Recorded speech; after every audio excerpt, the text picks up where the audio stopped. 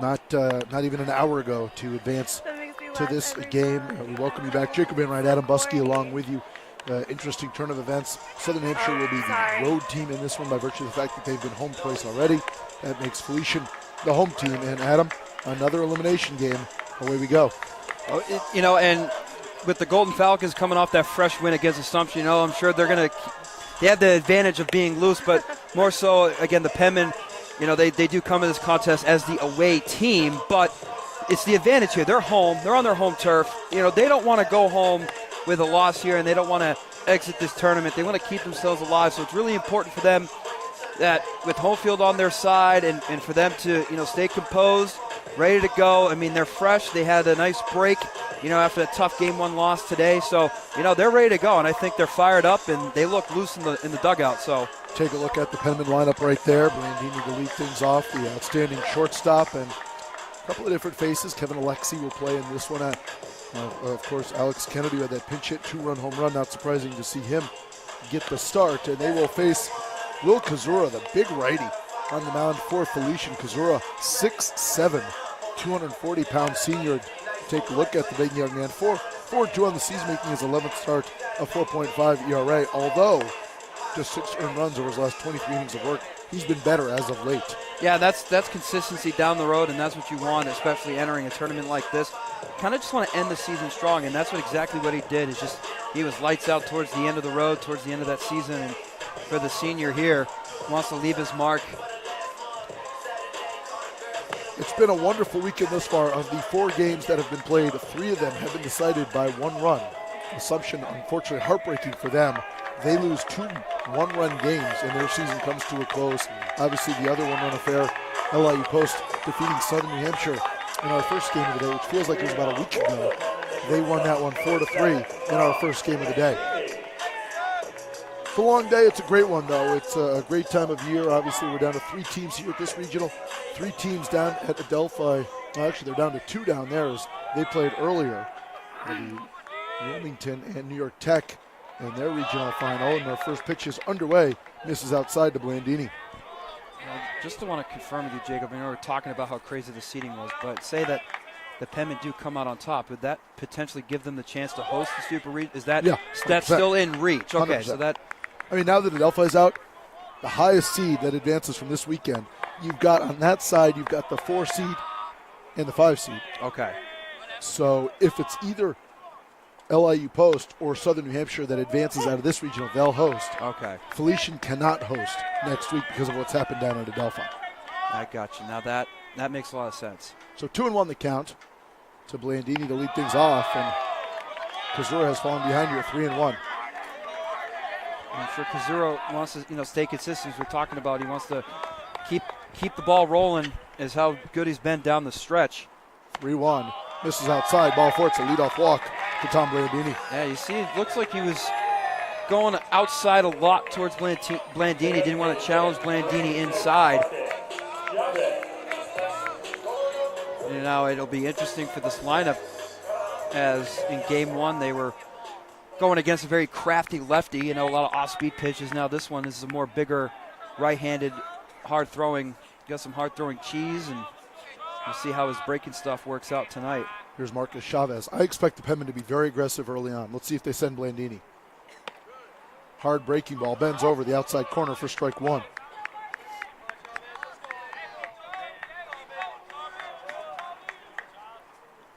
Yeah, Blandini is taking a few steps, but it's pretty much a modest lead, but now stands a little bit bigger. Well, this is inside for ball 1.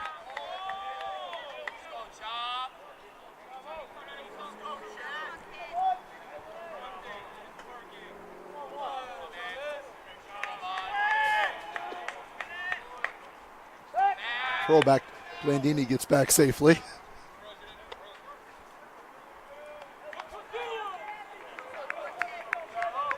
Chavez has had a good weekend thus far. The designated hitter 3 for 10 so far with a run scored. 1-1 here. Good curveball. Strike 2. Obviously coming over the top is Kazura. Felician has not had a great history against Southern New Hampshire over the years. They are just 2-18 all time against the Penmen, including 0-3 in the NCAA tournament. That pitch did not miss by much. Ball 2. Well, that's another stat that's certainly in favor. Zero standing 6'7" on the mound. He's a big right-handed thrower for Felician. 2-2. Landini going nowhere. Chavez swings and misses. Threw it by him for the first out of the game. Yeah, he's late on that one. As he sped him up, went high, try to get Chavez to chase. Here's Sam Henry, who's playing first base in this one. Henry was the hero of the game yesterday in the win over Assumption, as his base hit in the bottom of the ninth gave the Penmen a victory. Penmen on the right side of a 4-3 game in game 1, and on the wrong side of a 4-3 game in their second outing this weekend. And Henry went quiet in game 1, only went 1 for 5. He's been 1 for 5 in both games, actually. So 2 for 10 for the 3-hole hitter. Takes a pitch upstairs for ball 1. Winner has to win 2 tomorrow against LIU Post. The loser, their season comes to a close. Throw back. Blandini safe.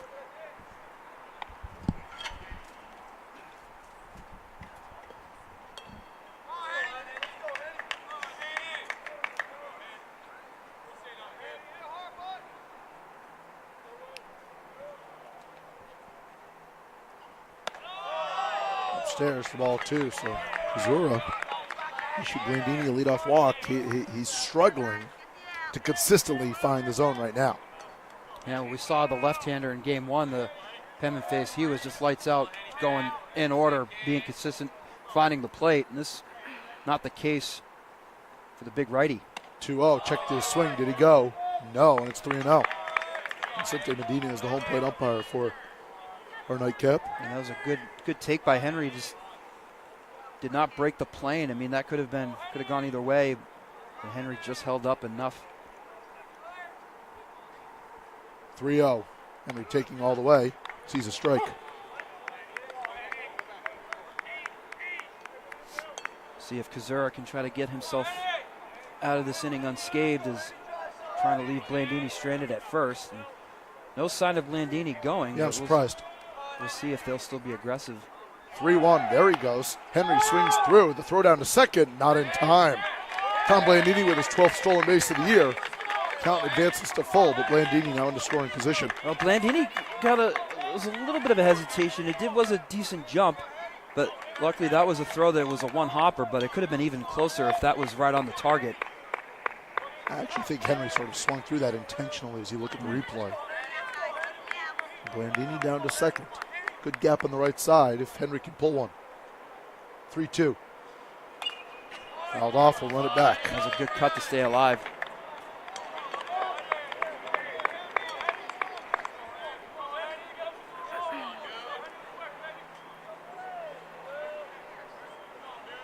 Southern New Hampshire appearing in their 8th consecutive NCAA tournament. Felician their 4th in the last 6 years. So these two programs have been consistently a part of this East Region field.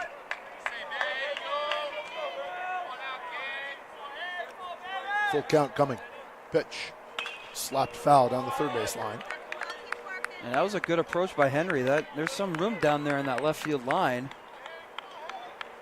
As you can see, the left fielder shading moderately towards left center, but that was a good piece of hitting by Henry. Just try to take it the other way. Look at Kazura on the mound. Really imposing figure. 6'7" senior. New Jersey native. 3-2. Took something off. Mitten. He fouls it back. Third pitch, he's fouled away with a full count against him. I think the Penmen, they want to get to the starter early. They want to try to get his pitch count up high. So Henry's helping that case by fouling off a lot of pitches and battling in this at-bat. It's interesting, we saw a good Felician bullpen last night in the loss. Right. Not a great bullpen effort in the win earlier against Assumption. Here's the 3-2 pitch. Checked his swing. Did he go? Yes, he did. He'll throw down to first. Oh, no, that gets away. The throw by the backstop. Tortorella gets away. They're going to hold up the runner Blandini at third, but instead of there being 2 away and a runner at second, there's 1 out and runners at second and third. Penman in the business. in business here in the top of the first. And that was a costly throw. I mean, you saw that hesitation. Everybody was kind of wondering if he actually went around, but good, smart play by Henry just to get out of the box. I mean, he just full-on sprinted towards the first base bag. It was his first instinct. That was a tough throw by their catcher. So now we see the head coach, Chris Langen, out to the mound to try to settle his group down.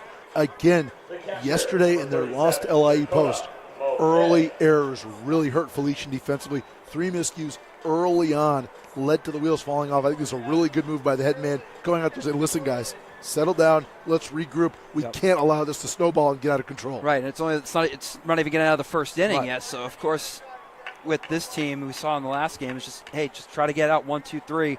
Try to get in that dugout. I mean, they're the home team. You want to try to get their bats going because their bats have been hot. I mean, to end that game or game 1 today, they were just consistent towards the end of that game, getting some good pitches to hit, getting the runners on and moving them. But now the Penmen have an opportunity to keep these runners going with only 1 out. Runners in second and third. Dakota Mulcahy is the batter. Penman catcher once again. 264 on the year now. 2 home runs, 21 runs driven in.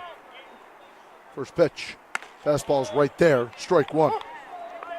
I think that was a good take, just to Mulcahy getting a feeling of what Kazura has. I think Southern New Hampshire's got to capitalize on this opportunity. They've got to get at least 1. 0-1 to Mulcahy. That's in the dirt. Good block by Tortorello as he smothered that at the plate. I want to say for Felician, Tortorello has had a terrific year behind the plate too. And I mean, of course, he's going to kick himself in the head, but he's got to have that thing go in the past. 1-1. Right there for strike 2. And it's unfortunate for him because he did a really nice job defensively in the game earlier today. Yeah, he was grinding too. I mean, he was blocking some pitches, making sure nothing got past him in the backstop. He was good. So Kazura's ahead of Mulcahy. 1 ball and 2 strikes. Just underway, top of the first. And pitch away for ball 2.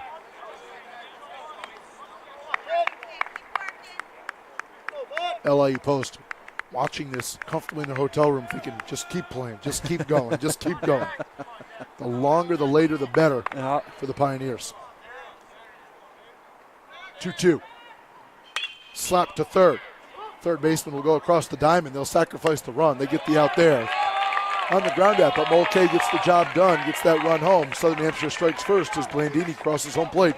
Southern Hampshire with an early 1-0 advantage. And that was a hard hit ball that went deep, back. So with Mulcahy, that was a good hit, and it advances not only the run to score, but advances the runner to third. So add another one into scoring position with 2 outs. A nice little quick 2-out rally is what the Penmen leaded. I know they only got that 1 run early in the ball game in game 1. So now they want to try to add some more. I know this is a team that, we kind of say that they've been struggling trying to add the run production. I mean, they are a team that can hit the ball, but, they certainly showed their home run power. But this is the type of game where you got to get some runs on the board early and be aggressive. Alex Kennedy is the hitter. Swings through that offering for strike 1. Kennedy's had an outstanding weekend.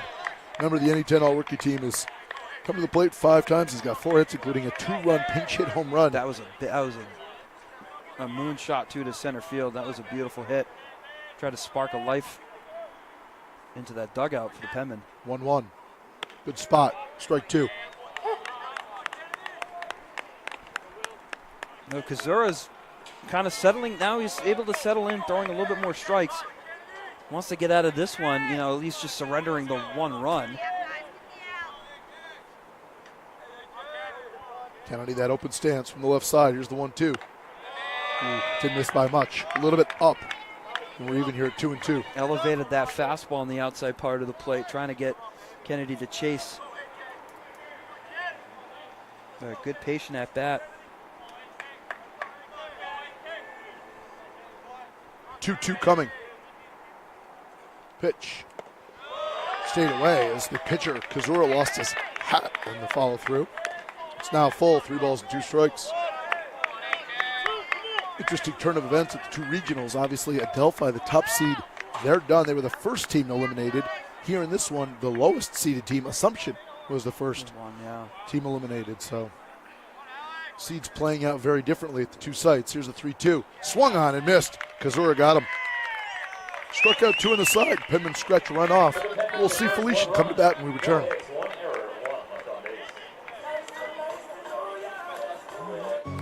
Stand up if you are a first-generation college student. Stand up if you're a mother. If you are actively deployed, a veteran, or you're in a military family, please stand. The world in which we live equally distributes talent, but it doesn't equally distribute opportunity, and paths are not always the same. I'm so proud of you, Dad. I will tell you this, Southern New Hampshire University can change the whole trajectory of your life.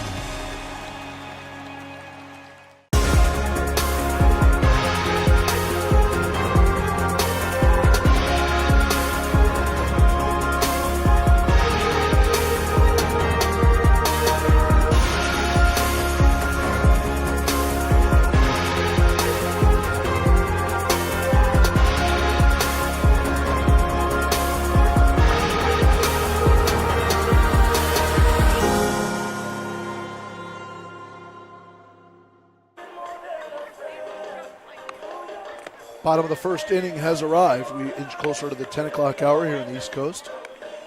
Penman to start Andy Morales in this one. The redshirt juniors had a terrific season for Southern Hampshire. 6 wins, 2 losses, making his 11th start of the year, 3.05 ERA. Morales getting the win in a complete game effort against Merrimack last we saw him. That was earlier this month, and he will face this Felician lineup, which, Adam, is literally the same. We last saw them earlier today, 1 through 9. No changes for the Golden Falcons. And, of course, it's Struble setting the tone, leading things off for Felician. He is a solid at-bat. He's got a solid bat. He's got some power and speed is what you want at the leadoff spot. So it'll be Struble, Apunte, and Healy to lead things off for Felician.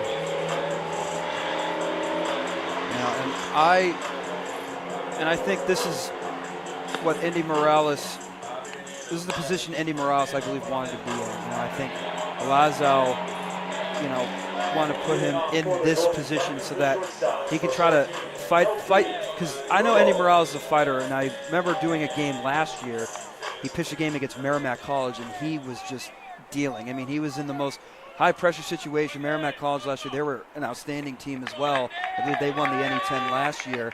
That team had some pop, and this guy has battled through some injury. He's done an exceptional job, fighting his way back into the starting rotation. First pitch swinging is Struble, chops it to the right side. Goldstein over to first. 1 pitch, 1 away. Struble retired on the ground out. Here's Jason Apunte to the plate. We send our best to Ben Dinallo, the outstanding athletic director down there at Felician.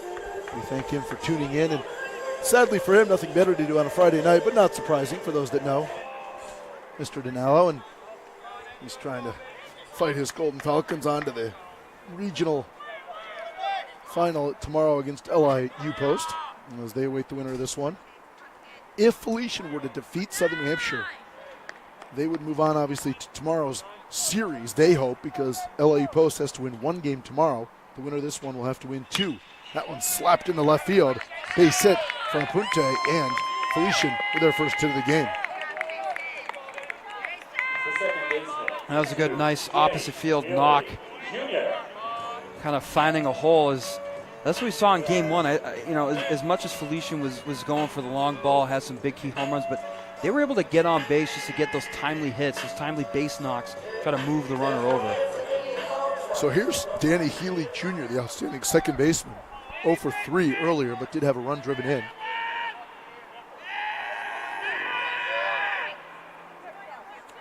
Penman processing a run in their half of the first without the benefit of base hit, aided, of course, by the throwing error by the Felician catcher. Healy takes a pitch over from Endy, strike 1. Morales, a really nice story. He's a kid who dealt with some pretty serious health scares. We won't get into the specifics of it, but great to see him get back on the mound. He had an outstanding summer and has just propelled that forward to his junior season. Yeah, he pitched great in the NECBL. And like I was saying, from as to why he's in this position is because this kid's a fighter, and if he wants to help his team he's going to want to try to fight for this win and try to keep this team alive. You know, I mean, he's 6-2 on the year in the 10 games, 73 innings pitched, so it shows how durable he was, pitched a lot, and he's shown his health, and he's 100% healthy. 1-1. There goes the runner, got a great jump. That one's fouled off. That's a real break for the Penmen because Apunte was going to steal second easily there. He got a terrific jump. Yeah, because Morales wasn't really going with that step towards the home plate. He had that leg kick still in the wind or from the side, working out of the stretch, so he wasn't really going quick to the plate. And that's why that was a great jump at first. 1-2 now to Healy.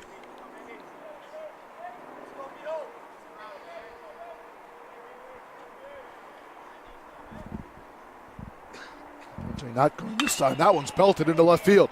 Left fielder Alex Kennedy on the run. He'll make the grab. Well struck. Sprinting back to first is Apunte.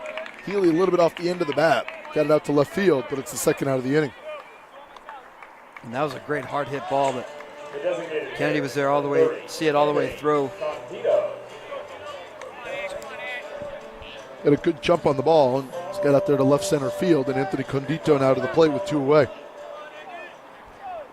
Now that it's, getting dark out and it's hitting that time of the night where it's really dark, the lights can still be a factor if it gets high enough. I mean, these lights can be tricky to play in. We've seen that throughout a number of games in this place. Pitch didn't miss by much, little inside. For ball 1. Condito had that game-winning RBI in the top of the 9th earlier today against the, just about an hour or so ago in the win over Assumption to eliminate them. 6-5 the final of that game, and Felician looking to carry that momentum. There goes the runner, taking all the way as Condito. It's called strike. The ball will get into center field. Runner thought about it, but he'll backtrack as Taveras sprints to it. Apunte with his 8th stolen base down to second.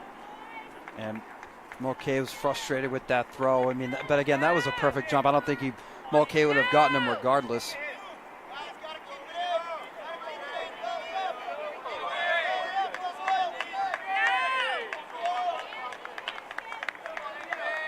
On the count here against Anthony Condito. Now their leading RBI man with a chance to drive in the tying run.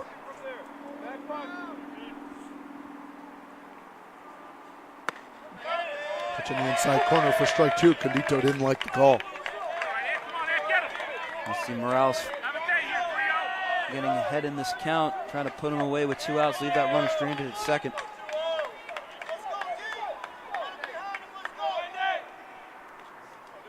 One, 2 coming to Condito, the left-handed batter. Pitch, swung on and missed. Morales, a hard slider. Beautiful. Gets the strikeout, gets out of the spot. Top of the second on the horizon, Penman lead 1-0. Opportunity to me means doing the things that will make you a better future. I always dreamed of graduating from college.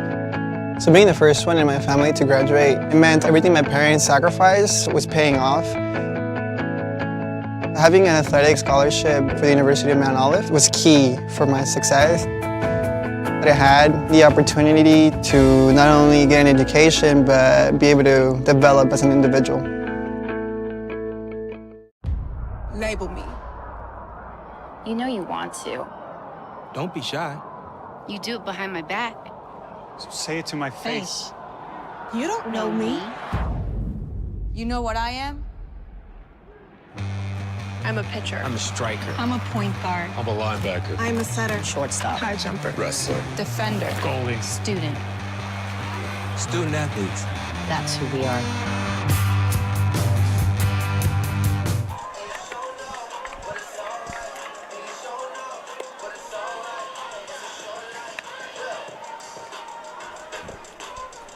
Top of the second inning, Penman leading it by a score of 1-0. You can tell the wheels are falling off when people are cheering for the grounds crew staff when they deliver the baseballs to the home plate umpire. You can tell you're in game 3 today. We're fired up. No yawning in here. I know I've been catching you yawning. You're trying to blame it on me. I have not yawned yet. My voice, on the other hand, might not be with us for long, but in that case, he'll take over. It'll be Kevin Alexi to lead things off for the Penmen. This is a long day, but it's a great day. I mean, these days of these regionals, you talk about the 4 games in the first round of the NCAA basketball tournament. We've seen 4 games in the regional, quite frankly, before at times, and it's a lot, and it's a massive undertaking. Once again, kudos to all the outstanding folks here at Southern New Hampshire. They do as good a job putting on a regional tournament as any school in this region. 1-0, the pitch to Alexi missed outside and low. The pitch catches the outside corner from Kazura for strike 1. And I just want to see this team be a lot more aggressive in game 2 than in game 1. I mean, they did give up, Blandini did get that home run in game 1. I mean, it did put them on the board, but yeah, and there was really, after that, there was really not much run production, but then you had that pinch hit home run, but you don't want that happening later on in the game. You just want to jump out in front early and then just keep cruising along and not put your foot off the gas pedal. Way outside, 2-2. This weekend, in a lot of ways, the 2 games thus far for Southern Hampshire have mirrored their season. They've had pretty good pitching. I mean, yeah. LIU Post is a very good offense. They limited them to 4 runs, and they got 2 of those in the 9th. Obviously 2 in the 7th as Alexi grounds that foul. But, I think that's been the story for the Penman team and for Loazzo the past couple of years, is that pitching has just been exceptional. I don't know what Loazzo's secret is and how he scouts, but, I mean, across the state, across New England and other places, I mean, he finds the best of the best pitching. They've been rather young. Swung on and missed. 3rd strikeout of the game already for Kazura as he gets Alexi. Just finishing up on that point is, he's had some guys that have been able to grow. I mean, look at Jake Walkinshaw and how incredible he has been. He was even a redshirt and battled back through injury, and now my buddy who acts as a manager on the team, he actually pointed out to me that Jake Walkinshaw is the Max Scherzer of college baseball. He potentially could get drafted, and with the stuff he has, he's been incredible. So here's Jake Coro at the plate. First pitch catches the corner for strike 1. Give a lot of the credit to Zach LeBaron, who works, former pitcher here at Southern Hampshire. Guy who was drafted. He has worked with the pitchers primarily, and he's done an outstanding job as that one's fouled down the first base line, out of play for strike 2. And Lebo's really done a nice job. Yeah, and having a pitching coach and having a guy like that on your staff, that helps. It alleviates the pressure for Loazzo, and having his great coaching staff, do their part in helping these guys grow. 0-2 coming to Coro. Good spot, didn't miss by much. Coro will be followed by Goldstein. Penman hitting here in the top of the 2nd.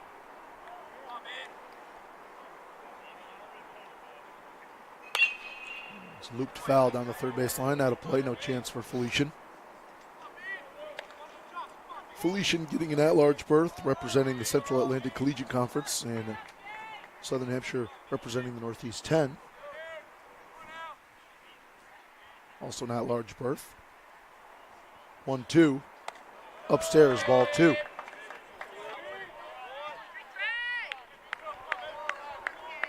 Three strikeouts in an inning and a 3rd thus far for Kazura.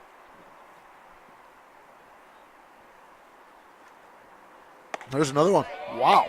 He's getting them to chase, too. Struck out 3 straight batters. I believe all 4 of those strikeouts have been chasing, if I'm not. So at least the Penmen are going down swinging. They're trying to connect, but man, he's been blowing them past. Now it's difficult with that transition. Like I was saying, the left-hander in game 1 for LIU Post is just very crafty. And then you got to go and face a right-handing hurler. He's got some cheese. And Kazura's been effective. Here's Goldstein. Kicks curveball low for ball 1.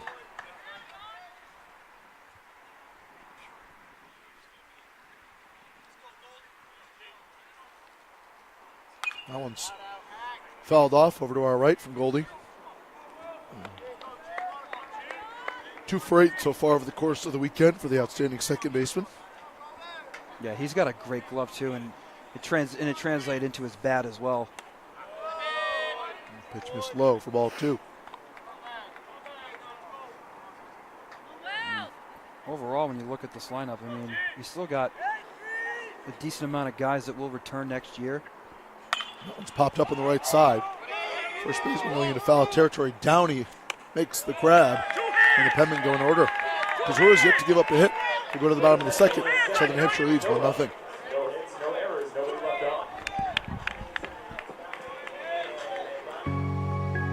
When I see obstacles, I create opportunities.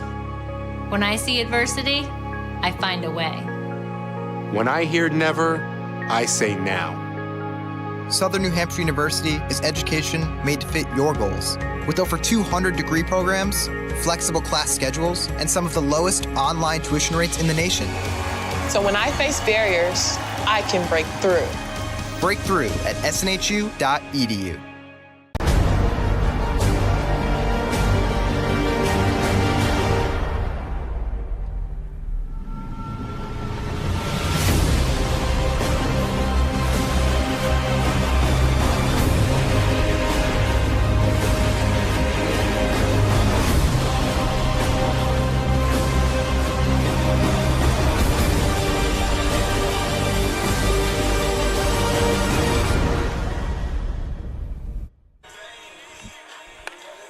Andy Morales back for his second inning of work. Penman leading this one 1-0.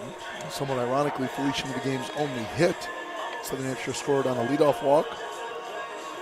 Reaching third on a throwing error was Blandini, and then came around to score on an RBI groundout off the bat of Molke. And that's how they have scored. Andy in his first inning of work allowed a one-out hit. And a strikeout with Condito to end the threat. It'll be Martinez, Downey, and Folgers, the Schedule 3 here for the Golden Falcons. Even with the Falcons, even the bottom half of that order, you get to the middle, even the bottom half, they were swinging the bat well. Their bottom third's been probably better than their exactly. top, quite frankly, in a lot of ways. Now, they have some good hitters. I'm not saying that's going to balance out, but over the stretch of this weekend this far, guys like Folgers and Sessa have come up big. Swung on and missed. Martinez, we saw him hit a home run yesterday. We saw 3 home runs in game 1 and 4 home runs in game 2. That one's hit hard, but right at the first baseman. Henry makes the play, steps on the bag, one away. That was a beautiful play. I mean, that was a textbook ground ball, but he even kind of snow coned out of his glove a little bit. And Henry doesn't play a ton of first base, so he's typically an outfielder, but he's built like a first baseman. You kind of throw a glove on him, you wouldn't even know the difference that he was an outfielder. 6'1", talented sophomore from Middleborough, Massachusetts. Here's Sean Downey. Downey hit a massive blast in the wind over Assumption earlier today. Takes a pitch upstairs for ball 1.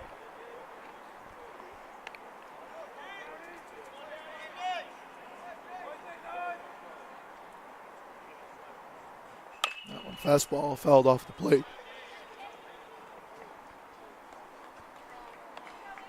If I'm not mistaken, he had a home run in game 1, I believe. Was it earlier today? Earlier today, he did have okay. Yep. So that's we were saying. Even that bottom half of the order, I mean, they were producing. So he had a big clutch home run in game 1 for the Falcons. That one's a little jam shot. This will be a tough play if it hits a hop. Goldstein scoops it. Can he throw him out? Oof. Yes, he can. He made that one look easy. Nice play. The ball, that little pop-up to the left of the mound. It helped by virtue of the fact that Downey is not their fastest runner. If that's Struble, it's a base hit. But right. Downey, unfortunately for Felician's charge, unable to leg it out. There's 2 away.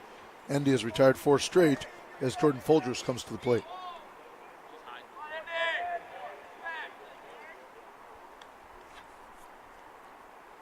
That one's hit to the left side. Blandini deep in the hole. Even a chance. Cross the diamond. Yes, sir. Got him. Oh, God. Thank you very much. What a throw by Blandini. My goodness. Nice play by Tom Blandini. That's how the second comes to a close. Perfect 1-2-3 inning for Morales. Penman lead 1-0. We move to the third when we return.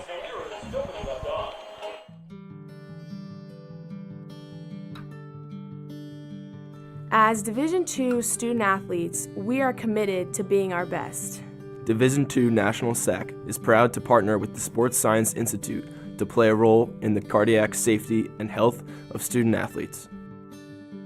Although many student athletes with heart conditions live healthy, active lives, up to 10 NCAA student athletes die each year of sudden cardiac death during athletic activities. The facts are that immediate delivery of CPR and AED saves lives, so everyone should be CPR and AED trained. Please join us in this important initiative. Make it yours.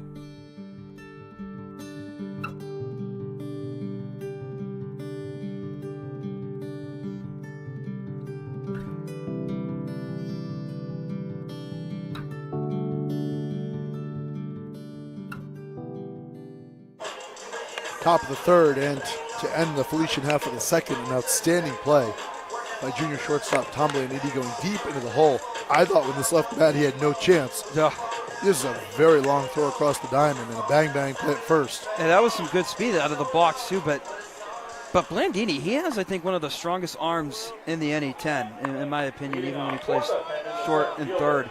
A lot more at shortstop, and that's why he's there. He's got just a terrific arm. They moved from third to short this year, obviously. Here's Idelson Taveras, followed by Blandini and Chavez. Taveras takes a strike. Kazura, a leadoff walk, but since then he's been really, really good. He's yet to allow a hit as we move on to the third inning. Yeah, he's definitely got out of that jam and kind of got out of that funk in the first inning, and now he was able to just kind of settle himself down. Taveras looking for his first hit of the weekend. His value has been on the defensive side.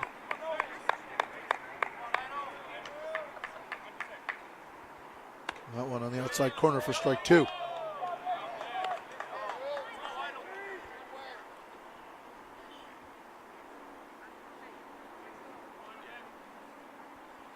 Swung on and missed. Wow. He's got 5 strikeouts already. 2 in the first, 2 in the second. And got them all 5 to be swinging. We got Tavares on that one. There's one away. Here's the aforementioned Blandini coming to the plate. Walked and ultimately scored the game's only run to this point. Blandini only a junior, so he's got another year.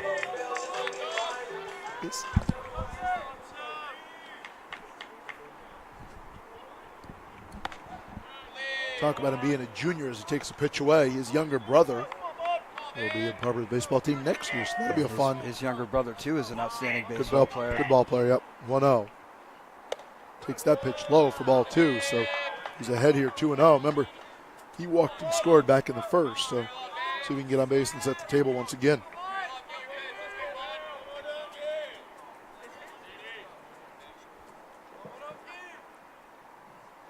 It's ball 3. An opportunity for Blandini to get on base safely in 2 plate appearances so far in this game. This is a guy you'd want to keep off the bases, but for Penman, you want him on the base. Taking all the way, and Kazura fires a strike. So he had that big stolen base.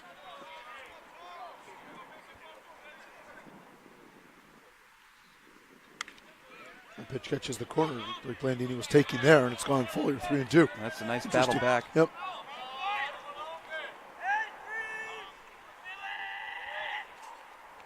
Three-two coming. Popped up on the left side. So get towards the Penman dugout. Let's see if it'll. Oh boy. Oof. Oh boy. Third baseman, the catcher, not communicating, and Blandini earns a second life. See, it looked like last second it took a turn back into play. It looked like that was going to go hit the dugout, but those are when that thing gets high enough up there, especially with that light, those 2 light posts up there. It looks like it got caught up in the lights up there, but it's a good look there by our crew on the replay. Saw the lighting. It is a little tricky. Not easy. Right. The angles of the lights. Full count once again. Hit well into right field. Oh my goodness. Going back is the right fielder. Oh, it's gone. Oh no, he caught it. How did he catch that? Over the shoulder, my goodness. What a catch. He made that look easy. I didn't think the way he made a play, it was over his shoulder. I didn't think he caught it. He froze. I mean, you saw he froze for a second, trying to make that element of a surprise there. We'll take another look at it. Oh, he goes back on it. Oh, what a play. What a catch. Jason Apunte with a catch of the weekend. It looked like he was toying with us a little bit, too. What a catch. He's trying to give us a surprise, like, hey, I caught it. Wow, what a play. Blandini, extra base hit, taken away by Apunte and right. There's 2 outs. Chavez. Does that one get by the catcher, and it's 1-1. What a catch.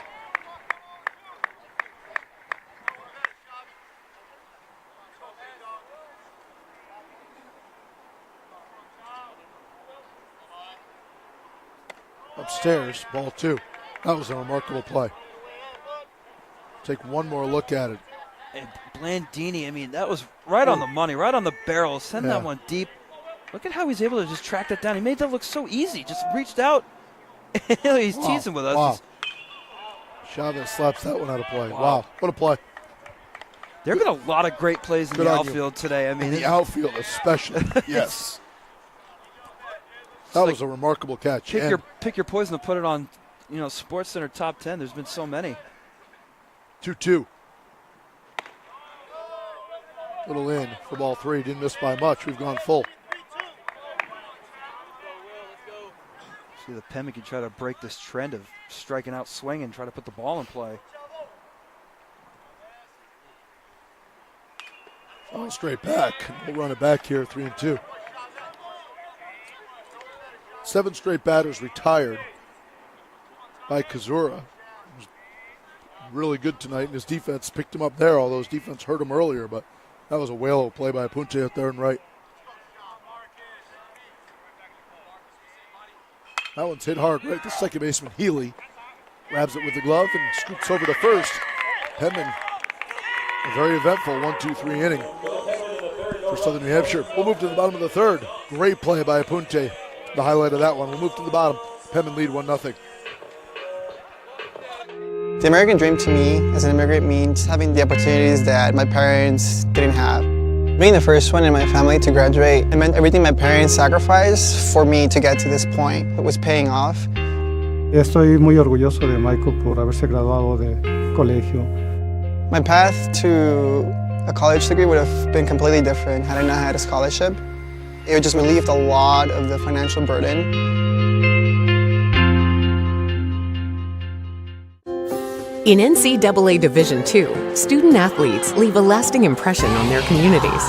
That's because Division II student athletes want to make a difference and truly be part of their surrounding communities. Through community engagement, thousands of student athletes from various backgrounds interact with community members who view them as role models. This interaction leaves a positive and perhaps even life-changing impression on all those involved. In Division II, we rise to the opportunity and make community engagement ours. Bottom of the third inning, Penman leading at 1-0. Penman without a base hit as of yet, as Kazura has been really good. Got some help there from his defense, obviously, in that outstanding play. We'll see 8-9-1 hit here for Felician. And let's take one more look at this. This is, Apunte going back. He just really throws out his glove. Last second, literally just last second, put that up in the air and like said a prayer just to try to catch that ball. There was certainly a certain degree of luck in that play, but a great play nonetheless by the right fielder. First pitch swinging is Sessa, grounds it foul for strike one.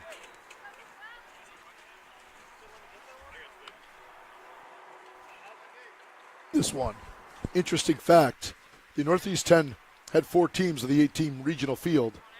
They would have no teams advance to either regional final. It would be 2 CACC foes and 2 ECC schools. Wow.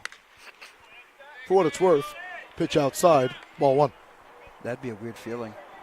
Number 1, Adelphi is done. Number 2, Southern New Hampshire is in this game, obviously an elimination game. Right. Number 7, Assumption's done. Gone. Yep. And number 8, Franklin Pierce is done.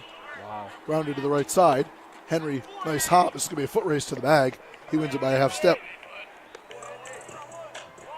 Yeah, 7 and 8, not surprising. Adelphi, the big story, obviously. That is a big, right, that is a big story. But, Southern Hampshire, if neither of the top 2 seeds advance to the regional final, I think that would open some eyes. But even in the years past and how interesting we normally see like Franklin Pierce and SNHU going at it in the tournament sometimes and how good Franklin Pierce can be. But Franklin Pierce getting out, bounced in the first round. Franklin Pierce has always been a good team. Reaching the regional tournament as well. It is very difficult, I think, to dial it up and play at that level through a conference tournament when you're do or die so often as they were a week ago in winning the NE10, and then the ability to reload and regroup and do it again the following week. Pitch grounded to short. Blandini throws over to first. A couple of ground outs, and there's 2 away. And now especially when you're saying just trying to grind out those games. Penman got to come in here, got to try to win this game, but not only that, now they got to try to win 2 tomorrow, and that's just not an easy thing. But the Penman have been able to overcome a lot of obstacles, and they've been able to battle to keep themselves in the ball game. And I still have a feeling whoever wins tomorrow, they're going on. They're going on to the World Series. It'll be Wilmington and New York Tech in the regional final tomorrow at Adelphi. Again, LIU Post 2-0 so far this weekend. They await the winner of this contest. Ball hit into center field, well hit. Tavares to the edge of the track, has a beat out, makes the catch. Oh, Andy in a nice groove. He's retired 8 in a row. We'll move to the fourth. Penman lead 1-0.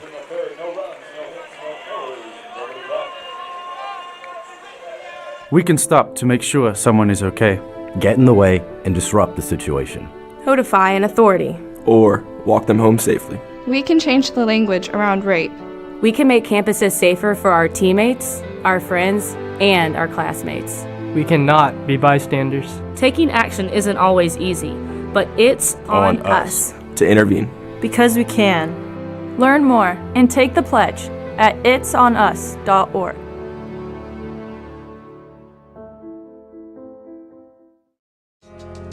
I knew that there was an opportunity to have my college paid for if I was good enough to play baseball at that level. That was going to make a big difference in my family. D2 baseball gave me an opportunity to play at a high level and to get an education that's going to be valuable for me throughout the rest of my life. I chose to take my experience of being a student athlete and pursue that within my career and to get a master's degree. If I wouldn't have had a baseball scholarship, there'd be no chance that I'm doing what I'm doing today. Top of the fourth is here. Along with Adam Buskey, our broadcast producer, engineer extraordinaire, Alec Palmer, Jacob Van Ryan. We thank you for tuning in, spending some of your Friday night with us. 10 o'clock on the East Coast. A little bit past. This is certainly an advantage for the Pioneers tomorrow, as this game will go well past 11, one would assume, and who knows how much further. And then we will play game 1 tomorrow, scheduled for noon. So, again, it's an advantage for them. They've earned it, let's be honest. Yeah, they have. And, yeah, it's going to be a tough one for whoever wins this game comes on top, man. I mean, this is tiring to play a late game. I mean, again, weather wasn't being friendly and cooperative early on in the day, so put us in this position. But, yeah, you're right. I mean, LIU Post certainly kind of earned that. You know, they grinded out that game against the Penman, and they were able to battle back and try to secure that spot in the final game tomorrow. Christopher Lawson's 2-run home run against Jeffrey Pramel. Really the turning point in that one. Southern Hampshire led 1-0 until Wasson turned around a fastball and made it 2-1. They would score 2 more in the top of the ninth. Penman would try to rally, but unable to do so as Henry grounds it to his counterpart. First baseman Downey will beat him to the bag. 1 away on another ground ball out. Now, I'd have to say, LIU Post must have to start their freshman in game 1. We saw him come out of the pen, right. Get a couple outs in the ninth. Certainly not what they were intended to do, but he got the job done. Yeah, it's like you were saying, he did start off out of the bullpen originally as a closer. So I mean, find out tomorrow to see who they'll throw on the hill to try to win that final game. Pitch outside to Mulcahy. Loshorn had a tremendous campaign. The conference pitcher and rookie of the year. Pitch low for ball 2 to Mulcahy. Again, this is, of course, the last year that LA Post and Merrimack will compete in the East Region, both moving to Division I. LA Post merging with LA Brooklyn. 2-0 coming to Mulcahy. Outside corner for strike 1.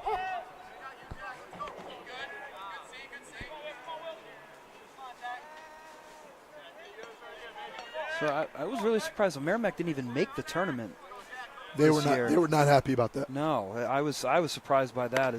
They lost in the Northeast 10 Conference Championship. They actually were the team that needed to win only 1 game on that championship final day, and Franklin Pierce beat them twice. Wow. To win the conference title and earn the conference's automatic qualifying bid. 3-1. Mulcahy swinging, pops it up into shallow left. Martinez grabs it, and there's 2 away. Kazura, let's talk about what he's doing.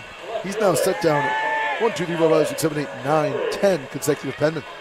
Not only that, I mean, he even matched his career high or season high in strikeouts. He's got 5 already. 5 already. I mean, I was actually even kind of looking at what he's able to do per 9 innings. I mean, he's only getting 5.22 strikeouts per 9 innings. So he's not a big K guy, no doubt. Not a big K guy, but the way he's been throwing the ball, you would think he's been mowing down hitters this year. He's got some good speed on that fastball, and then mix in that off speed. Swung on and missed there by Kennedy to the aforementioned ability to mix in the speed for strike one.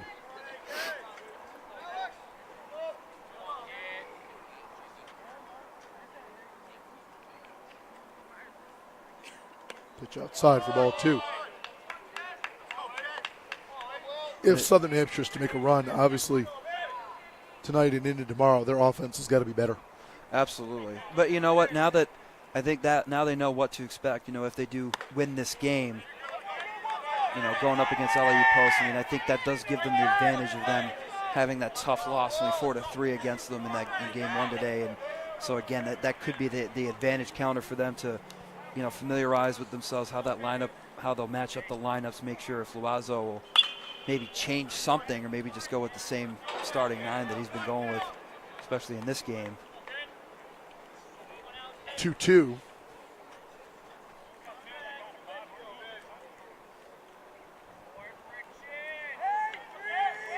Kennedy trying to keep the inning alive and break up the streak. Kazura dealing. Fouled off once again. Same spot. Kennedy, a member of the Northeast 10 Conference's all-rookie team, comes into the game hitting .282 on the season.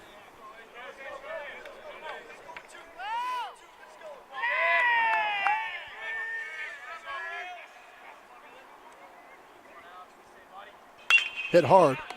Off the first baseman. Couldn't grab it, could Downey. And that'll get into right field.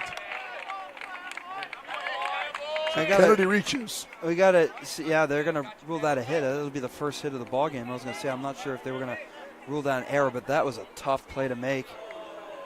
Yeah, Downey really didn't have much of a chance. You'll see this one get on him really quickly. That was a screamer. Yeah, no chance. He tried to block it, again, try to use his body. That's you saw. He kind of just turned his body to try to protect not only himself, but try to at least protect the ball, to keep the ball in front of him, not to go in the outfield to get past him. So the Penmen with their first hit of the game on a rocket shot there by Kennedy. He's aboard at first. His weekend continues to impress. That one's popped up sky high into the night. This is tricky. No one can find it. Didn't see it. First baseman coming over, and it falls. Oh, my goodness gracious. Again, Felician's defensive miscues continue to haunt them this weekend. That's a ball that's lost in the night sky here in Hooksett. You see the pitcher rip off his helmet. Kazura frustrated that nobody could grab that one. And Kazura was trying to get out of the way. I mean, he was trying to help his infield, try to point direct where the ball was going. But we saw that same incident with the catch and the third baseman towards the Penman dugout. I mean, even the twilight, or the light, I should say, those two posts over there, they had a difficult time trying to track it down when it came back into play. That'll be the best double of Kevin Alexi's career. As you have to give him a hit. I mean, it's not an error. Just couldn't find the ball. And now the Penmen with 2 away. 2 men in scoring position. Here's Jake Coro. Swing and a miss. Strike one. Coro, strikeout victim his first time up. And he was right on that. Just foul tipped it into the mitt. So he was able to get the timing down of Kazura. You got some room out in that right between first and second. So a good opportunity to maybe try to pull one into that hole between first and second to go into right. Right fielder playing rather deep as well.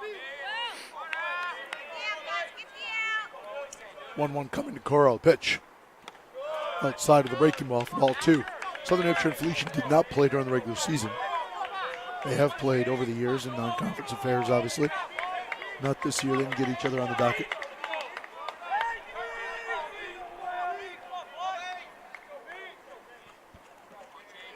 Two-1 coming to Coro. Pitch. Rounded to the right side. First baseman Downey grabs it. Flips over to first, and they get the out. Well done by Felician defensively to get out of that spot. 3-1 on the putout. We'll move to the bottom of the fourth. Penman lead 1-0.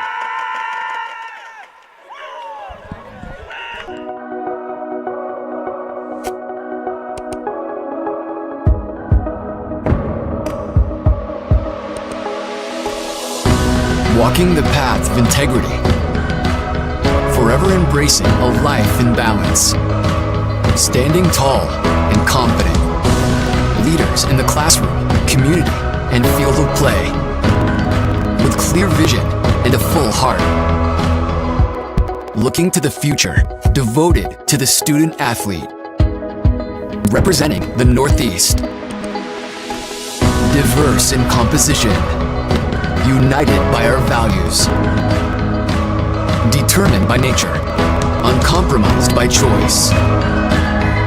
We are the NE10.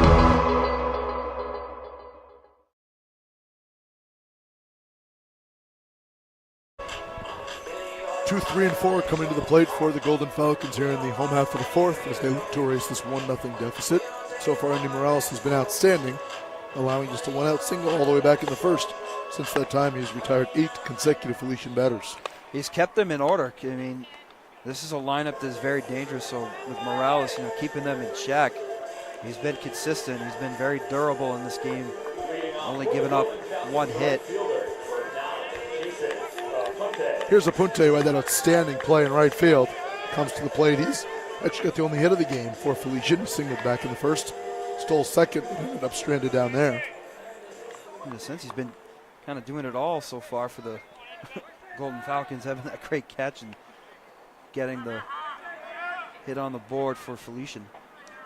That one's hit hard right at Goldstein. Oh, wow. Good grab on a hop. Goes over to first in time. Good play by the Penman second baseman. Oh, look at that. That was a nice gift into the glove. Dove and said, hey, check me out. Look what I got. I'm going to flash the leather and throw on to first. Nice play by Goldstein. So another look at this one hot shot coming at you. Good grab. Beautiful diving nice play. Nice play. He just makes it look effortless. One away. Here's Healy, their second baseman. Flew out his first time up. Good spot inside corner for strike 1. That's what I like about Andy Morales. I mean, he doesn't even lose any zip on that fastball, and now we're approaching, later in the inning, later on in this game, he's still going to be consistent with that fastball. Just shows as to why he's so durable and how he's been able to bounce back from injury and all that physical therapy, all that training, and getting back to 100%. It has worked off for him. 0-2 coming to Healy, the pitch. Didn't chase it outside. Good patience. Ball 1.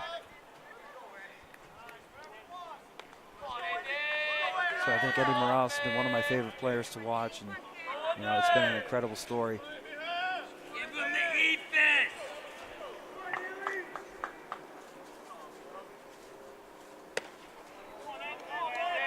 Outside for ball 2. See, Morales is going outside as they're challenging him in. I mean, you see he's crowding the plate, so his toes are right there on the line in the batter's box, trying to take away the inside part of the plate. 2-2. Came inside, and Healy slipped and foul down the third base line. That's what we saw in game 1 as well. Healy just is not afraid. I mean, he's not afraid to even try to wear one, too. I mean, if a pitcher has that mistake, tries to jam him inside, I mean, he's not afraid to get on base and wear it. 2-2.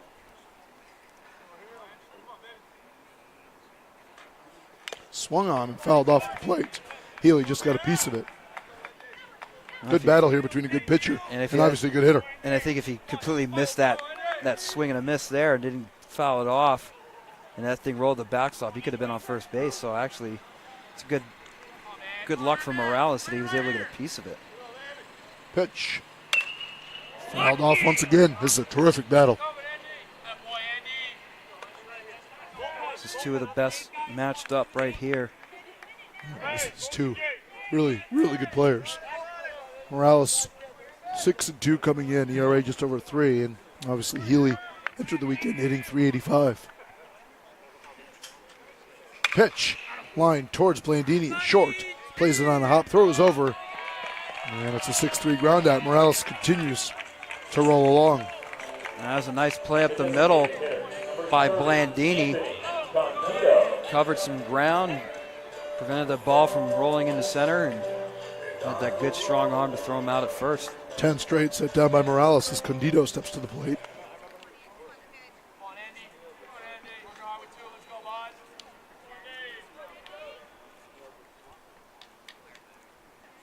That one's hit off the end of the bat.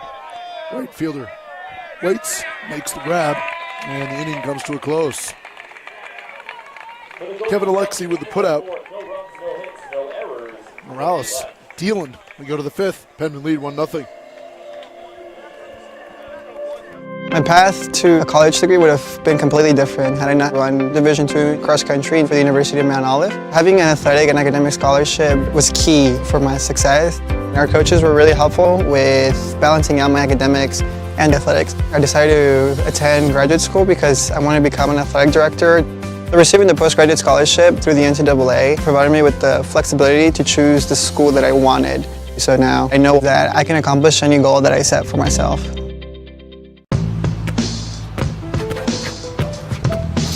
It's not about where you were born.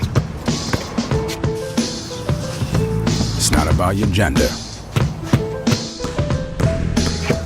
or the color of your skin, or whether you're rich, poor, or in the middle. No matter what you play, if you have the skill and drive to succeed in school and in sports, we'll provide the opportunity. Good look at Will Kazura has been very good so far tonight. The starter for Felician, he's on the wrong side of a 1-0 contest as we move into the fifth. It'll be Goldstein, Tavares, and Blandini to the plate. Having to add on to their lead in this do-or-die game for both sides. Another game that has turned into a pitcher's duel, and let's hope that both teams' bullpens don't mirror what happened in game one for them. You see the Penman's bullpen kind of got shaky, kind of fell apart in the end. Same with Felician. It seemed like their bullpen kind of tried to get it together. They did, so let's hope that their bullpens can, whoever comes out on top, it's got to come down to the bullpen. But right now, we see both sides just dealing. Goldstein, first big swing, rounds it to his counterpart at second. Coming over is Healy, throws over to first to get the out. That's a quick out for Felician. They want to try to get back in the dugout quickly and have a 1-2-3 inning. Here's Tavares. Rough go over at the plate so far this weekend for Heidel. He's 0 for 8. Well, he'll want to break that slump right now. You want to get his speed on the bases.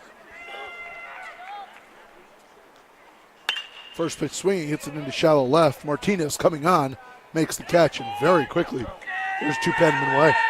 Well, I like the aggressiveness. It looked like he had a good pitch to try to take the other way, as that was a little bit more on the outside part of the plate. But now he goes 0 for 9. Back to the top in Blandini. Blandini got robbed of the extra bases last time up. That beautiful catch and right. Punter with a beautiful grab over the shoulder. Would not have gotten out, obviously, as we looked at it, but it would have certainly bounced off the fence, and at least two for the Penman shortstop. But what I find amazing about Blandini is you look at him, he's not a big kid whatsoever, but it's his swing and how smooth and how swift it is to the zone. He has so much power in his hips where he's able to just turn on the ball quickly, allowing the weight and just shifting his body to go through the zone and to hit it out. I mean, it's not all power, it's just that muscle memory. Good swing there, fouled it straight back for strike 2. He's just so consistent with his hips, just driving through the zone and swinging the ball hard. I mean, you look at him, he's a skinny kid. He doesn't have a lot of muscle, but he's very disciplined at the plate and has a great swing. Very good approach, absolutely. 1-2 coming. Looped into shallow center. Shortstop going back, and will make it a routine catch. That's a very quick inning for Kazura. Penman going order. Midway portion. Penman leading at 1-0. Kazura impressive. At SNHU, building a campus that feels like home is important to us. I felt like I was walking to a family. I have that one-on-one experience with the professors here, and they take an interest in what you want to do, and they can help you use your passions to get you to where you want to go. When I graduate, my degree is going to propel me into my future. Southern New Hampshire University, it's been the greatest decision I've ever made. Visit snhu.edu. As a student athlete in college, I first got involved with the NCAA at the national level.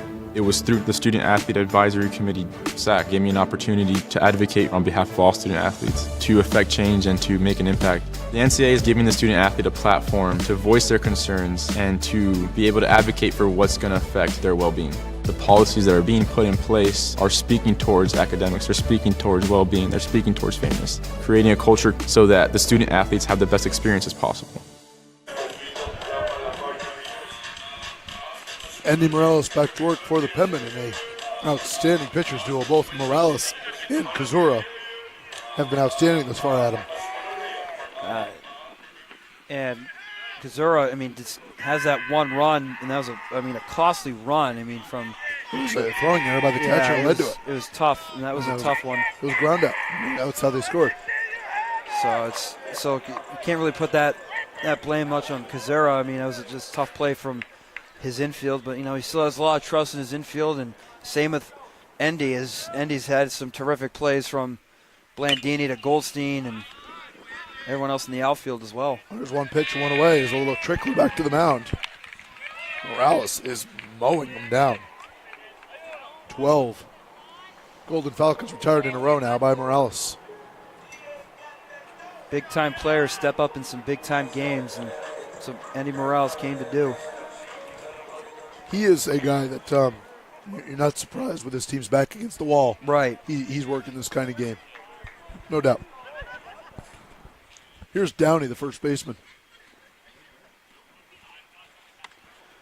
I mean, I'd certainly, if I was ever in Loazzo's position, but anytime that there was a decision, a game that was followed on a decision, I'd give the ball to Andy Morales 7 days a week, twice on a Sunday, too.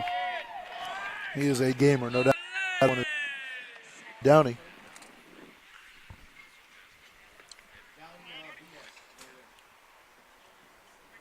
One the count on the Felician first baseman.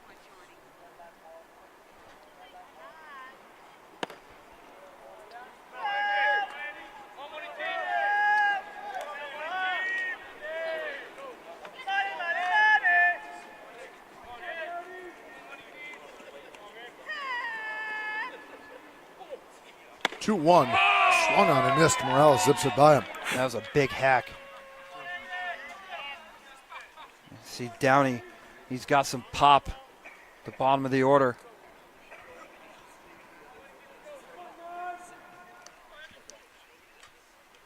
Two. Fouled off at the plate. We'll run it back. Again, LIU Post defeated Southern New Hampshire earlier today to advance to the regional final. Here in Hooksett, down south at Garden City, it'll be Wilmington against New York Tech in their regional final tomorrow.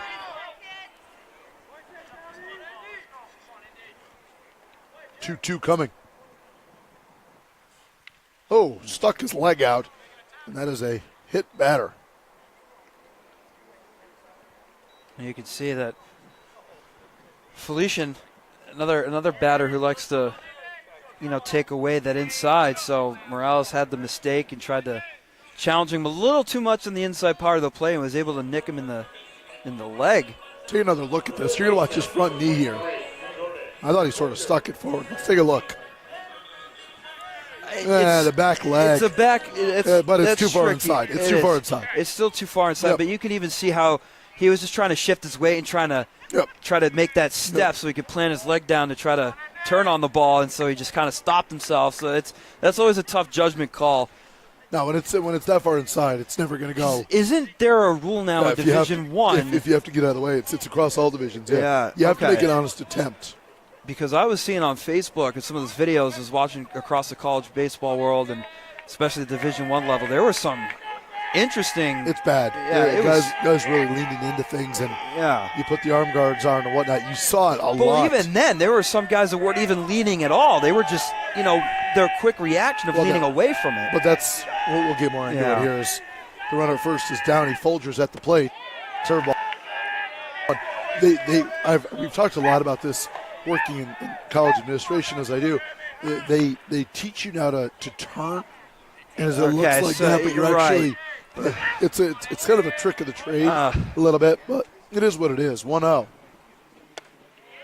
Pitching low, ball 2, and we saw it a lot last year, the College World Series in Southern Hampshire representing the East. It was a real big part of the games, quite frankly, and it really became a storyline. So that's what makes you like having electronic umpires. Well, it's hard. I mean, it's very difficult. And again, in that situation, his foot's there, but let's be honest, the pitch is inside the box, and not much you can do there as Morales throws a strike.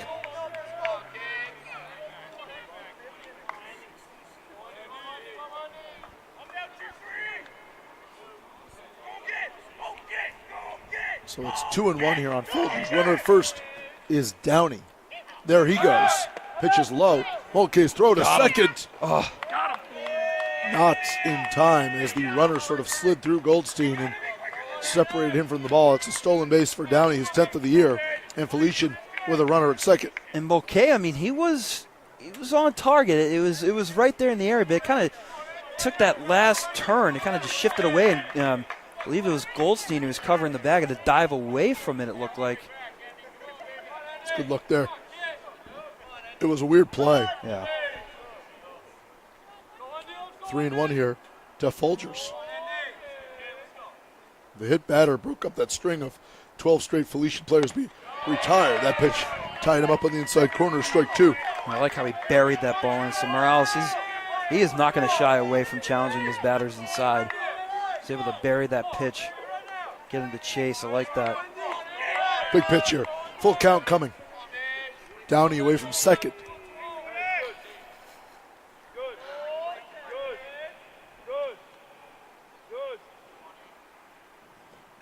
Grounded to the right side. Goldstein plays it on a nice hop. He's had a lot of chances over there at second tonight. Throws over to first. There's 2 away. Advancing to third is Downey on the put-up.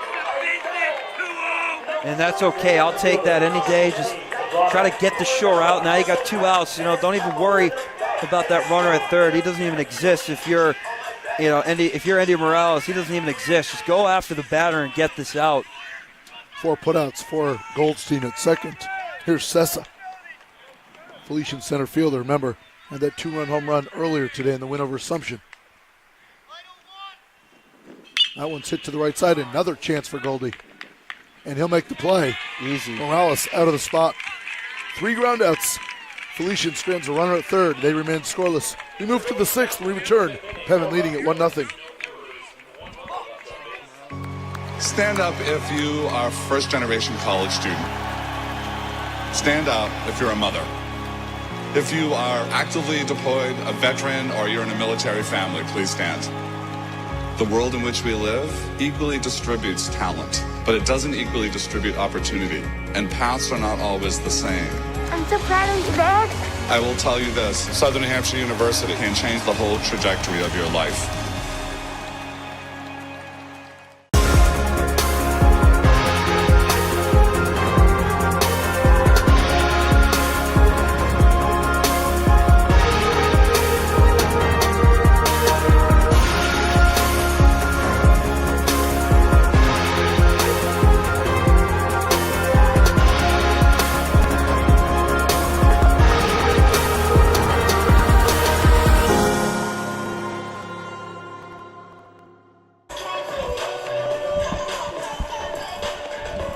Here we go to the 6th. Pevin leading it by a score of 1-0. Here are the lines.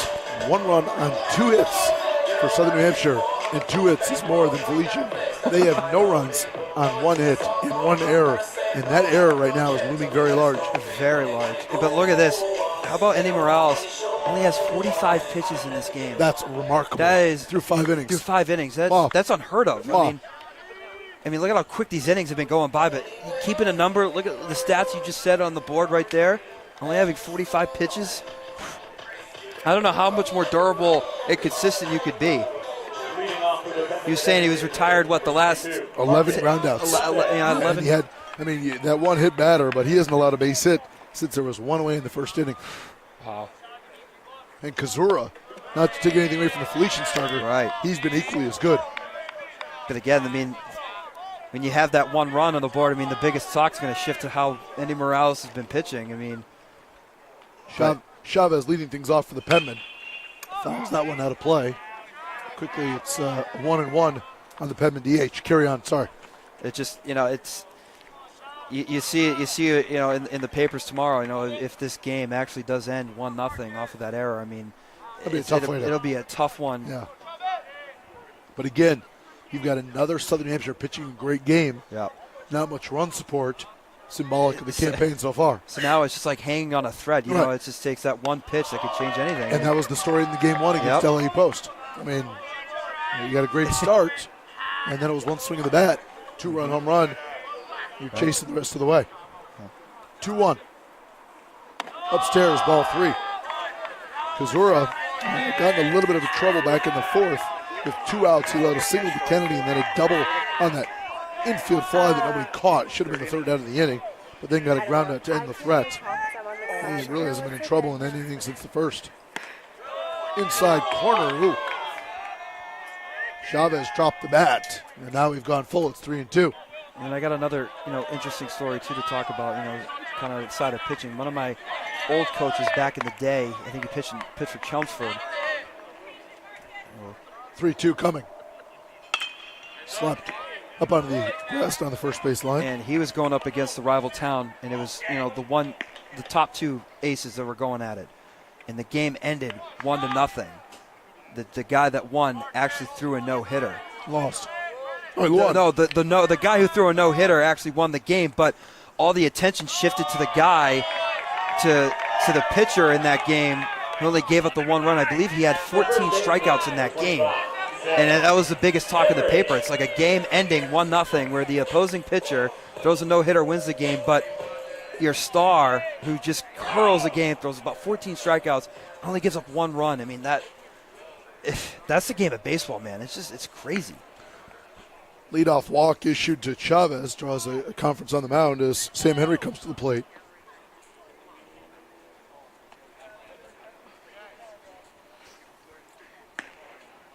And now, if you're head coach Scott Loazzo, do you start thinking about trying to manufacture a run? They're going to be either I may see a hit and run action here. With Blandini on the bag. Oh, it's Chavez down there. Chavez. Sorry, excuse me. With Chavez down there, he's still got some serious speed. So if you're able to put a ball in play, try to get a base hit, he's easily capable of going from first to third, no problem. And I know Henry's your best hitter coming in statistically average-wise. This lineup has struggled. So do they try to play small? We'll see. Popped up. Shortstop going back. He'll give way to the center fielder. Makes the catch. That's Sessa for the first out. And that stayed up high for a long time. And out here's Dakota Mulcahy. Mulcahy 0 for 2 tonight. RBI groundout and a flyout. So obviously we're going to take the bunting, sacrifice bunt out of the situation here, especially, Mulcahy up. The hindsight's obvious, and that's going to do it. Wow. Because we're just going to be pulled here. That's surprising. He was outstanding, but that'll do it. Great work from the Felician starter. He will be moved. We'll take a look and tell you about the new pitcher when we return.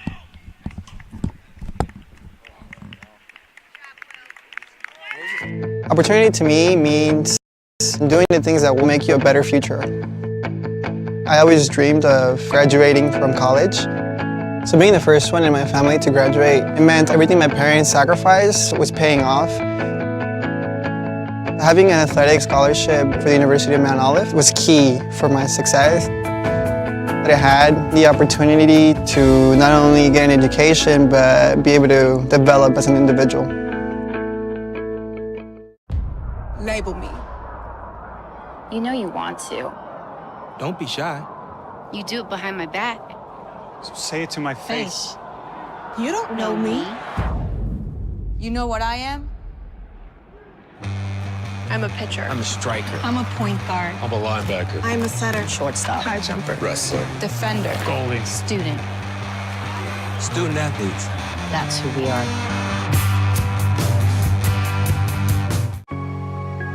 When I see obstacles, I create opportunities. When I see adversity, I find a way. When I hear never, I say now. Southern New Hampshire University is education made to fit your goals. With over 200 degree programs, flexible class schedules, and some of the lowest online tuition rates in the nation. So when I face barriers, I can break through. Break through at snhu.edu.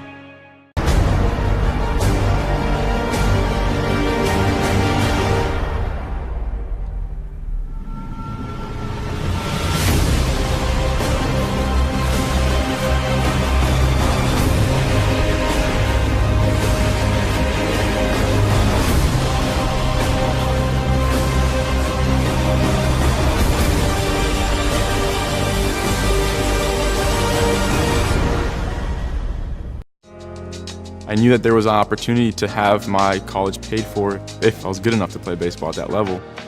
That was going to make a big difference in my family. D2 baseball gave me an opportunity to play at a high level and to get an education that's going to be valuable for me throughout the rest of my life. I chose to take my experience of being a student athlete and pursue that within my career and to get a master's degree. If I wouldn't have had a baseball scholarship, there'd be no chance that I'm doing what I'm doing today. Good look at the Felician reliever, Jacob Nappy, the left-handed senior from Little Silver, New Jersey. We saw him work earlier, and we see him once again in an interesting spot. Because, Adam, I thought Kazura was really effective. 99 pitches. The staff, they know what his limit is. They said he might not tempt fate, but Kazura gave him an outstanding start. Works a two-hitter in his 5+ innings of work. And that pitch count was getting high. I mean, he was battling. I mean, as much as blowing hitters away, and I believe he finished the night with 6 strikeouts, if I'm not mistaken. Okay, 5. Thought it would be around there. So 5 strikeouts. It finished the night. I mean, he did blow a lot of fastballs right by these hitters, making the Penmen swing it a lot up in the zone as well. But man, I gotta give him a pat on the back because he was just cruising in this game and had a terrific outing. No, he was outstanding, no doubt about that.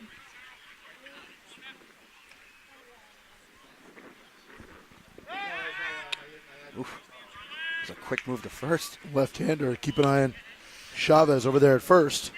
Got to be mindful of the balk too. We were saying about there was like 3 in this entire day. I misspoke. Nappy did not work earlier today. He worked 3 1/3 last night in the loss against LIU Post, where he was terrific out of the pen. First pitch gets by the catcher. Gino Tortorello unable to field it, and that will move Chavez down to second. Wow, so Penman, they got to capitalize on that one. They capitalized on the first big mistake in this game in the first inning. Now, that was a tough one to go right out of the outstretched glove of Tortorello.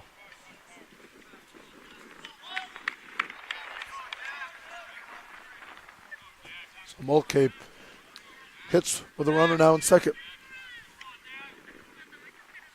Oh boy, that blunked off the catcher. These two are totally mixed up.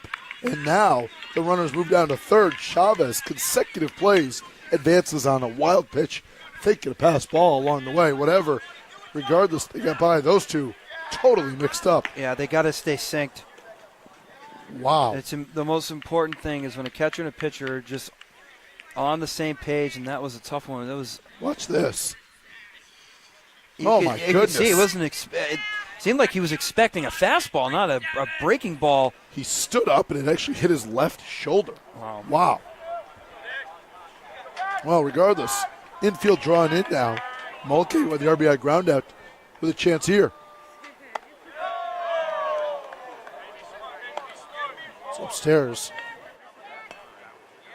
It's now 3-0. So this has been not the start that Nappy was looking for. That's ball 4. Yeah.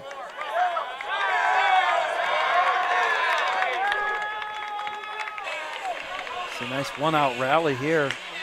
Got to prevent a double play ball here. As you know, now we got runners on at the corners.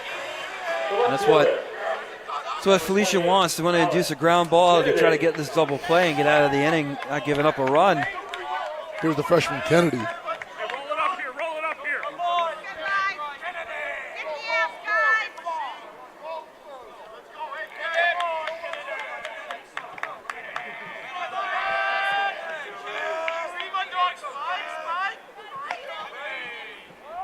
Oh, suicide. Oh, boy. Kennedy pulls it back. That's a different approach.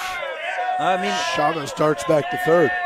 Like you were just telling me before this inning even started, is how aggressive can Milazzo get, and that that says a lot right there. That's very aggressive. He doesn't trust his offense right now. I mean, that's true. That's what the situation is. He doesn't want a ground ball. He doesn't want a double play. He's got to find a way to get this run home, and he knows the importance of it. Pitch. King gets away from Tortorello. That was a strike, and the count is 1-1. And it did cross the play. I mean, I always find that tricky. Like a catch, you gotta try to squeeze those. I mean, it's still a strike. Yeah, I know. As you say, it crosses the plate, but again, it looks awkward.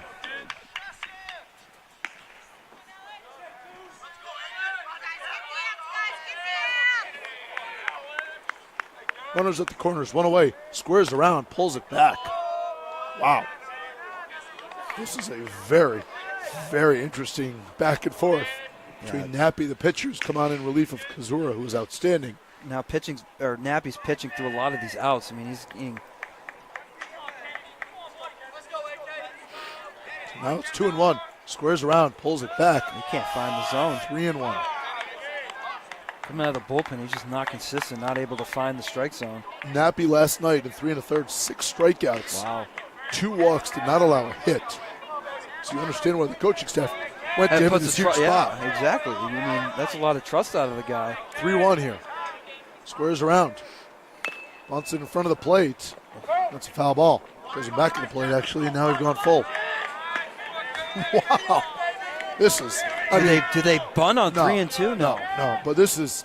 I mean, with metal, I mean, this is... wow, this is really... This is not what you would expect. This is really different. I mean, we talk about all the home runs that have been hit. I mean, the ball's been flying off the bat. And Kennedy's had a great weekend offensively. He's got a hit today. He's 5 for 7 over the course of the 3 games. That pitch popped foul out of play. Third baseman's going to give chase, but it'll get out of play and no chance. This is a big moment for the freshman. Try to add insurance runs, late in the innings. We're now at the top of the 6th. He was 3 for 4 yesterday, 3 singles, and then had the pitch hit 2-run home run earlier. Then tonight he's 1 for 2. So he's been Southern Hampshire's best hitter. Is that 5 for 9? Over the course of the weekend. He's 5 for 7. 5 for 7, so 5 for 7. That's pretty good. Pretty consistent. Yeah, it's pretty good. Runners at the corners, full count coming from Nappy. Left-handed reliever. Again, fouled it off. This is a good battle. Let's run it back here is Kennedy and Nappy with a good matchup. Let's see who comes out on top. As you said, this lefty yesterday had a terrific performance, 6 strikeouts. Now he's in a very serious jam. It's almost night and day. 6 of the 10 outs he recorded were courtesy of the K, and that's against that very dangerous LA Post lineup. 3-2. Straight back.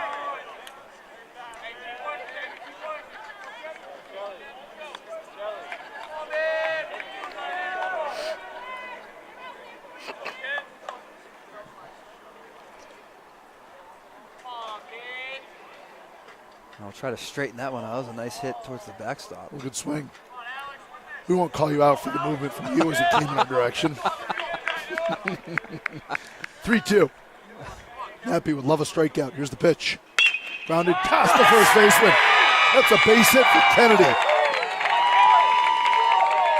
Good throw from the right fielder, getting it back in the diamond from Aponte. That's an RBI single. Now, I want to say they might want to talk that over. It could have nipped the foot, I thought, of the base runner. I don't know if we can see on replay. I don't know if they'll discuss that. We'll take a look at it here. Yeah, that was a tough shot. Yeah, it's going to be hard to see It's that. going to be tough to see that. I mean, that was those two guys coming. That ball was coming right at the two. What a weekend by Kennedy. What a weekend. Wow. RBI single for the freshman makes it 2-0. Here's the button. This one gets by again. Tortorella can't glove it. And now Penman with runners at second and third, and they have a chance to really seize control of this contest. And this is tough for the bullpen to, this is not the time for the bullpen to fall apart. Tortorella and Nappy have just not been on the same page whatsoever. No. Really tough to watch. Feel badly for them. Infield drawn in. Alexi with a chance to open this one up. Pitch hit into right field. That's a base hit for Alexi. One run is in. Here comes the second run. Aponte's throw to the plate. Not in time, sliding in safely is Kennedy. Penman take a 4-0 lead. The bats are alive. I think they were listening to you when you said that Loazzo doesn't have enough trust in the batting order. The lineup hasn't been hitting well, but now their bats have woken up. I think you lit a spark in that dugout. Somebody must have been listening. That was a beautiful base knock down the right field line over the outstretched glove at the first baseman. Oh. That might do it for Nappy. We'll see. All three hitters he has faced have reached base. And that will do it. So we'll take a break. In return, Penman 3 runs home. See if they can strike for more. They lead 4-0. We return. Stand up if you are a first-generation college student. Stand up if you're a mother. If you are actively deployed, a veteran, or you're in a military family, please stand. The world in which we live equally distributes talent, but it doesn't equally distribute opportunity, and paths are not always the same. I'm so proud of you, Dad. I will tell you this, Southern New Hampshire University can change the whole trajectory of your life.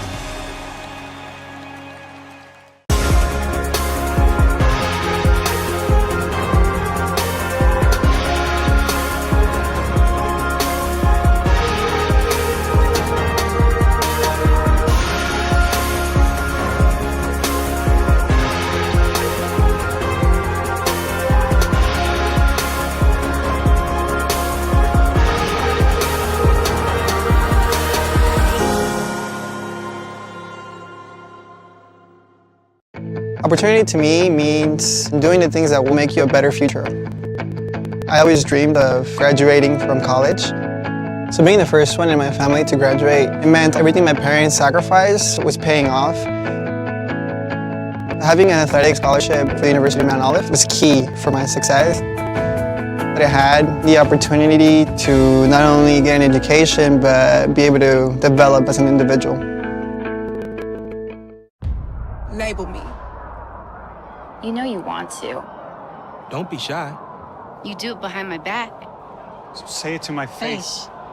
Hey, you don't know me. You know what I am?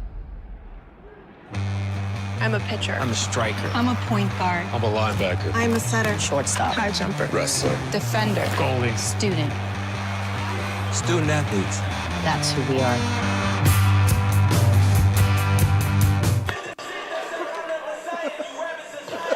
A pair of walks and a pair of singles have plated 3 runs here for the Penman in their half of the 6th to make this a 4-0 affair. That'll do it for Jacob Nappy, and Kyle O'Neill comes on in relief. Nappy and just his backstop, Tortorella, never got it. Tortorella, never got on the same page. Wow, it didn't click. I was expecting to see what we saw the other day, the 6 strikeouts, Nappy coming into this game being lights out, but it's the consistency. It's hard to stay consistent trying to play back-to-back in games like these, especially this game going so late. That's just very difficult to watch, and hopefully now that Felician's Kyle O'Neill can regroup. He does have a 5.50 ERA and was 5-3, or excuse me, I should say he was 3-1 on the year this year in his sophomore campaign. So let's hope he can be lights out in the bullpen. He does average 8.12 strikeouts per 9 innings, so another guy out of the bullpen that's very durable in hurling some strikes. First pitch is away as he offers Cora Pitch outside of the zone. Jake Coro 0 for 2 tonight with a strikeout and a ground out.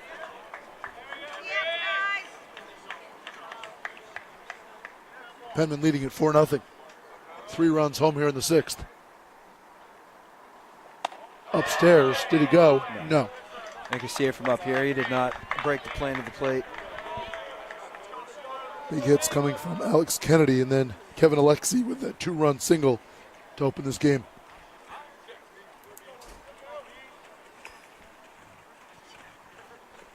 Swung on and missed by Coro. Swung through it, 2-1.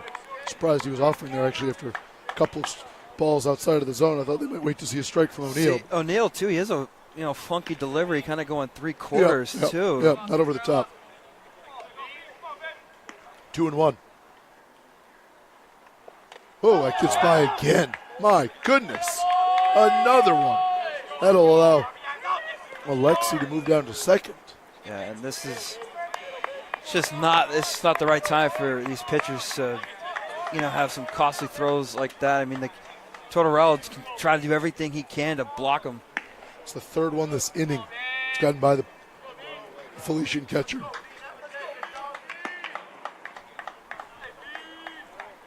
Three 3-1 now. Pitch. Going in, ball 4. Wow, 3rd walk of the inning. Haven't been able to capitalize on the mistakes. This has been a rough watch if you're a Felician fan this inning. It's been tough.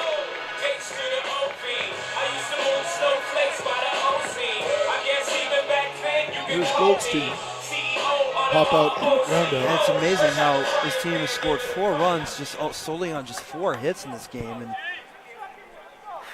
this team has not really been hitting the ball a lot, but again, when the moment comes and they get the runners on base, they come through. 2 in the 4th, 2 here in the 6th. Goldie squares around about and pulls it back.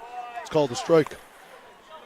And again, Andy Morales only hurled 45 pitches so far in this game and threw a little bit more and is throwing a 1-hitter. And you're not going to use him tomorrow. No. So, no. I mean, he's going to go as long as he's feeling okay. Yeah. Well, that's why you want him in a deciding game like this. Like I was saying, is I'd put the ball in his hands anytime that a deciding game came through a situation like this, and he's just pulled through for the Penman.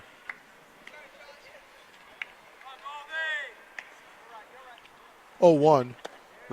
Goldstein swings and misses for strike 2. 2 men aboard. Penman have scored 3 here in the 6th. Morales working on a 1-hitter, and the offense, helped by some shaky moments from the Felician staff, have come to life here to play 3 runs. But I would say that the key hits that there have been in this game for the Penman, I think that's a big confidence booster for them as well. Agreed. 0-2. Bender, good pitch. Wow. I don't know where that missed. I'll be honest. Oh, it didn't. Called strike 3. Very, very late call. Very late call. I don't know what's going on. I thought a ball was home run. I thought that was ball. I don't know what's happening. There was no call whatsoever from Medina, but that was a called strike. I thought it was correct. Yeah. Retired in the K. That's weird. I was looking at you too. I mean, I was ready to say something like, "Yeah, I agree." I don't know where that one missed. Vincente Medina behind the plate with all the, just maybe said it. That's a strike. Oh, that's a strike easily. I don't know. Oh, there it is. There it is. Ring him up after about 10 seconds. And that pitch is over for strike 1. I think that's been the umpire's thing today. Is just be kind of casual with these third strike calls. Nothing we could do on that. No. Here's Tavares now with 2 men aboard and 1 away. It should be 2 away now after the strikeout.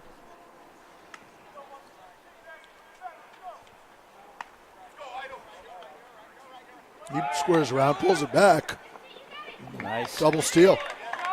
No throw from the catcher. I think they had that double steal ready to go, no matter if that bunt was getting down or not. A lot of speed on the bases.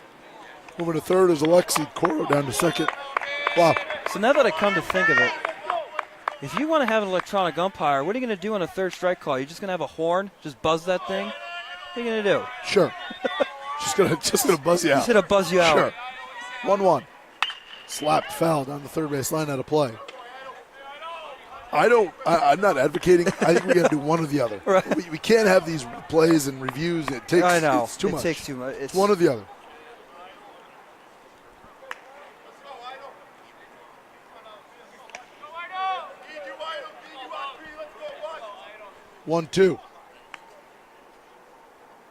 That one gets by. That's going to allow another run to score. This has been an unmitigated disaster between the pitcher and the catcher, between two relievers. They've been totally off page. Wow. And you see, I don't blame Tortorello for being frustrated. I don't think he's frustrated at the pitcher. He's frustrated at himself because that's the type of player he is. He wanted to do everything he can to try to block that ball, and he's just having a tough time at the plate. I don't know. I don't even know how to explain it. But it just does not seem that they're eye to eye on these calls that are coming from the dugout to the catcher. Who knows? Wild pitch allows the run to score. It's 5-0. Now time is called by Taveras. Pass ball, whatever. All of them pass balls.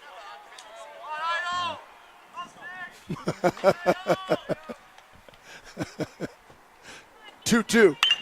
That one's hit into center field. Base hit. RBI single for Taveras. Make it 6-0 Southern New Hampshire. And that breaks Idelson Taveras is 0 for 9. So now he gets the first hit in the tournament. Nice, beautiful hit.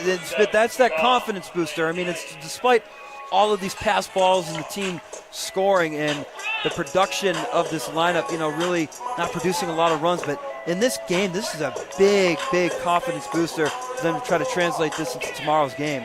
This has been a very strange inning. 4 pass balls against Tortorello. Penman have scored 5 to open this one up. They lead 6-0. So we go back to the top. RBI single for Taveras. Scores Coro. Blandini becomes the 9th Penman batter to hit here in the top half of the 6th. There goes the runner. Taveras down to second. The throw, not in time. That's a nice pick by the shortstop. Taveras again finally getting on base to use his speed. We haven't been able to see his speed at all in this tournament. Now we finally get a chance to have him show off his speed, how fast he is, and he got there no problem. 3 singles and 3 walks. Weird it? 6th. Wow. 4 pass balls. What a weird inning of baseball. Half inning, I should say. Here's the 1-0. That one's hit into right center field. This one's struck hard by Blandini. Going back is Aponte off the wall. That's Blandini roaming to third. He's going to try to make it there. The throw gets away. Blandini's going to try to come home. Here he comes, double clutch to play at the plate. He's safe. Blandini, RBI triple, advances on the air. Penman lead 8-0. The man had his PF Flyers on. Wow. Oh my goodness. Tommy the Jet Blandini. Wow. And now it is 8-0 in this game. I don't know what is going on with Felician. This is not the team we saw in game 1 today. My goodness. This has been a very weird inning. The end result is good for the Penman. It's very good for the Penman. They scored 7 runs in the inning to make this an 8-0 game. But look at this, only 6 hits for the Penman and 8 runs in this game.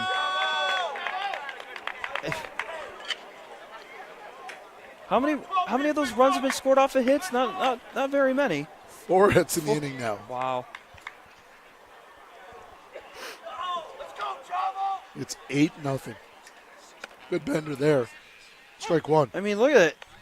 Look at it across the board. I mean, right after that first inning, there were just blanks going through the first 5. I mean, there's nothing. And now look at the Penman. They just opened it up. Something turned on in that dugout. 1-1 to Chavez. Pitch. Fouled off the plate for strike 2. I mean, literally, you leaned over to me and told me, Loazo wanted to do a sacrifice bunt or a suicide bunt because he just had no trust in his offense. And now that's not the case now. I mean, he's just going to let them swing. It's a weird game. 1-2. O'Neill's pitch in the dirt. 7 runs home in the inning. Chavez is the 10th batter to face Felician pitchers, the 3rd pitcher in the inning. Kuzma walked him, and that was the end of his night. Wow. No, excuse me, he got a fly out. Yeah. To Henry, and that was the end of his night. High and tight, ball 3. And 99 pitches. Yeah.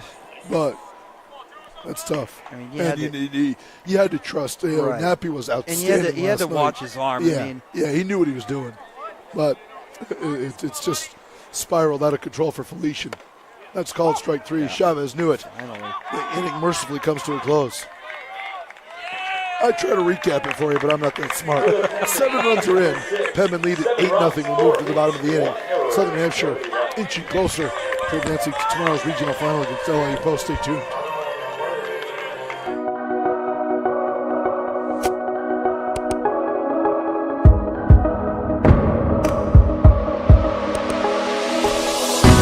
Walking the path of integrity, forever embracing a life in balance, standing tall and confident, leaders in the classroom, community, and field of play, with clear vision and a full heart,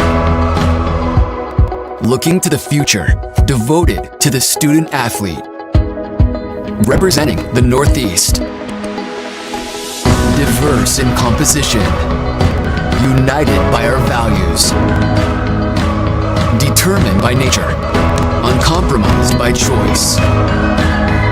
We are the NE10.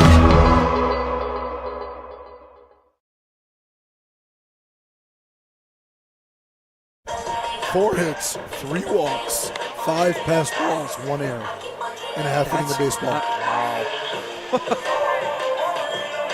I got another. I don't know how to explain that. Like, baseball is a crazy sport. That is. Whew. And all of a sudden, the Penman scores 7 runs. They lead 8-0 during the break. The players for Felician, I think the guys that were actually on the field, huddled together in front of their dugouts. Regroup.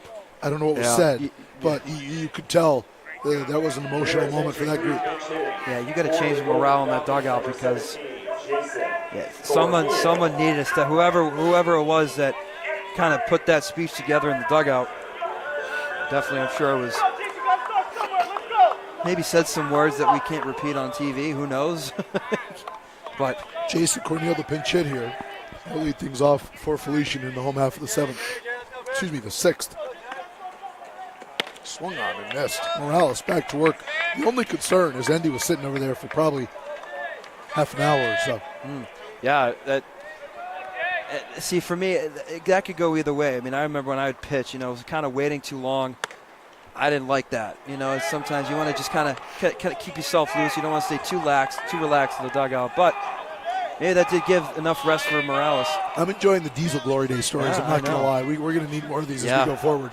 1-1 coming. There's going to be a lot of stories about your high school career. Swung through and missed for strike 2. Yeah. I mean, 8-0. Penman can hold on here, and they're going to advance to tomorrow's regional final, where they'll take on LA Post, who defeated them earlier today. 1-2 coming to Cornell. Came in on his hands and fouled it off.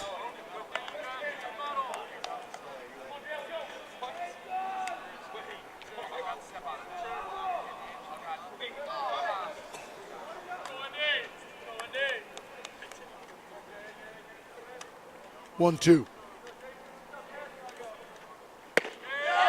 Outside. Yes. Waiting for the call. No, ball 2. He got you on the edge. I actually spent some time with Medina last year at the regional. He's a good man. He's done a nice job tonight. 2-2. That one's grounded to the left side. Blandini runs forward. Tough throw across the diamond. Got him in plenty of time. Well, I got a nice little Diesel story for you. I would have easily beaten out that throw. They called me Diesel for nothing. I was a big kid, but man, I could run. I was the white Usain Bolt back in the day. I had some speed. I'm not kidding. Don't take this the wrong way. But we're going to need to remove the different colors we're speaking of from the equation, first of all. Second of all, in your current condition, you are not beating that out. No, definitely. I'm retired. Yeah, I'm definitely retired. Okay, I'm not either, but you are not beating that out. That was a nice play by Blandini. That was a great play by Blandini. Glove side, and again, using his strong arm, throw him out at first. Another ground out for Morales. One away. That pitch is over for strike one as we go back to the top in LT Struble. And if Felician's going to mount some sort of comeback here, a daunting task, they've got to get Struble going. They've got to get some base runners. Yeah. Squares around to bunt, bunts it foul.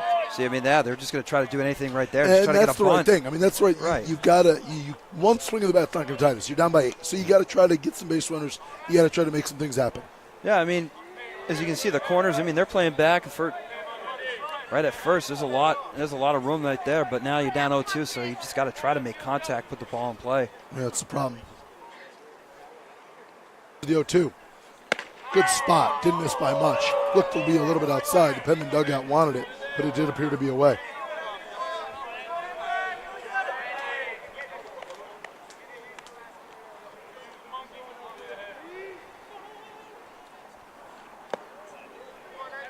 Now, if you're Morales, that one's low. It's 2-2.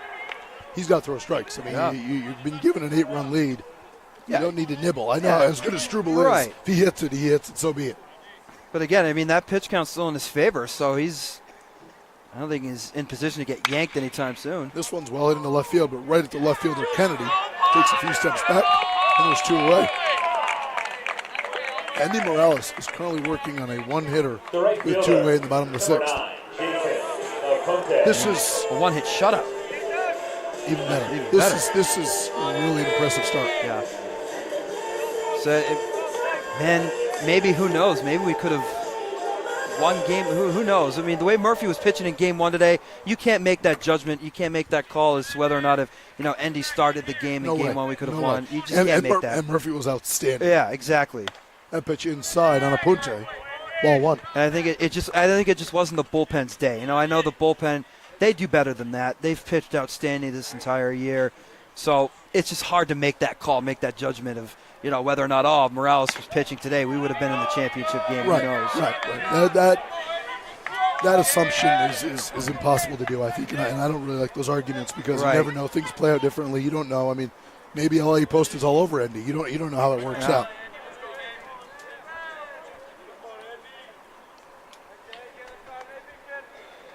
Two 2-0 now to Aponte. 2 outs. We're in the bottom of the 6th. Pitches over the inside corner for strike 1. And I like how later in the inning he's still challenging the inside part of the plate, not afraid to bury that pitch inside. But again, he's doing a good job being crafty as well. I mean, he's not an overpowering pitcher, I would say, but he does have a lot of speed on that fastball. And when he's hitting his spots, he's nearly unhittable. And that's what we've seen that's all you got to do. Yep.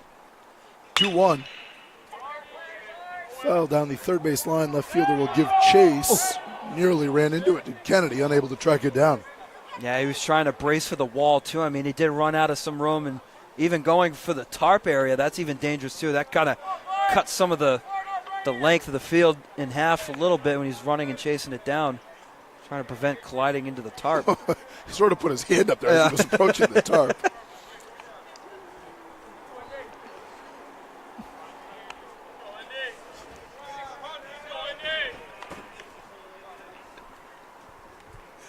Two to Aponte. That pitch misses away for ball 3.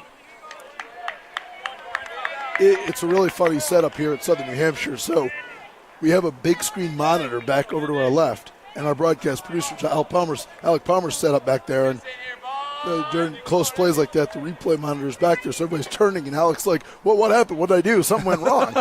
People are just watching the replay. 3-2, pop foul, out of play. We'll run it back with a full count. I mean, look at him. He's multitasking. He's got 2 headsets on and everything. Look at him. Alec has more than earned his keep today with what he's had to manage with our audio situation earlier and working 3 consecutive games. It is not easy to broadcast a game and be active and be on for these kind of hours. We thank him for his hard work. 3-2. Let's run it back. Good battle here. Aponte not giving up the out. He and Morales going at one another. Full count coming once again.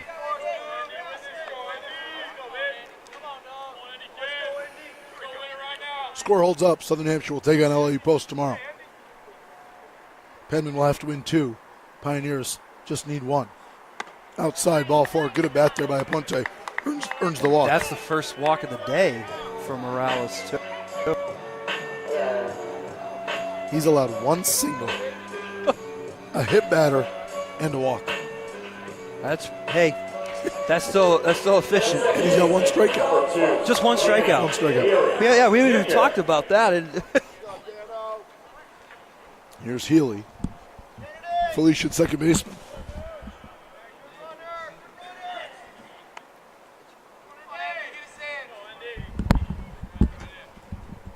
And after that stat you were telling me, that the one hit, the single, one strikeout, is 62 pitches on the night. This is 63, and it's going to be the third out of the inning. Wow. Landini grabs it. We'll move to the seventh. Penman in control. They lead it 8-0.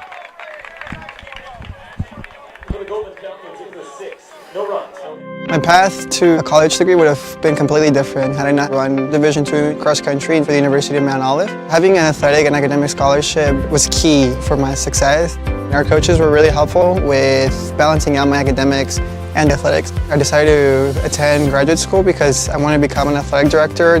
Receiving the postgraduate scholarship through the NCAA provided me with the flexibility to choose the school that I wanted. So now I know that I can accomplish any goal that I set for myself.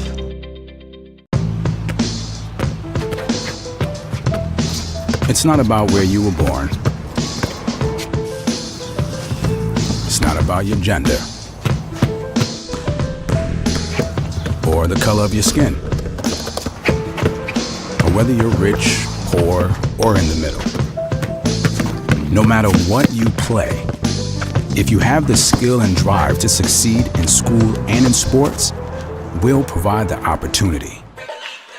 Henry, Mulcahy, and Kennedy, the schedule 3 for the Penman. They lead it 8-0. My man's over there crushing a Rice Krispie treat. I'm not tired. I absolutely love you. You are the best. You are one of the top people I've ever done a game with in my life.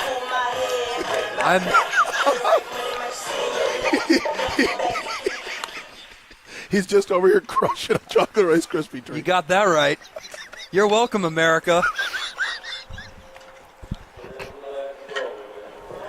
All right. Let's take a deep breath. It's the top of the seventh.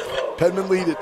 We need to get your voice back here. Yeah, we got to work on that. That's a good point. We need that back. We do need that. I will literally say nothing from the time I walk out of here until I come back to the ballpark. That's not untrue. Oh, you know something? I'm getting ragged on here about my eating habits, but I tell you something. Let me tell you something. This is going to be good. Let me tell you something. This is going to be really good. I can't wait. You're really setting the bar here. It was a doubleheader, okay? Triple. No. This was my back in my playing days. This is the diesel story. This is the birth of the diesel, okay?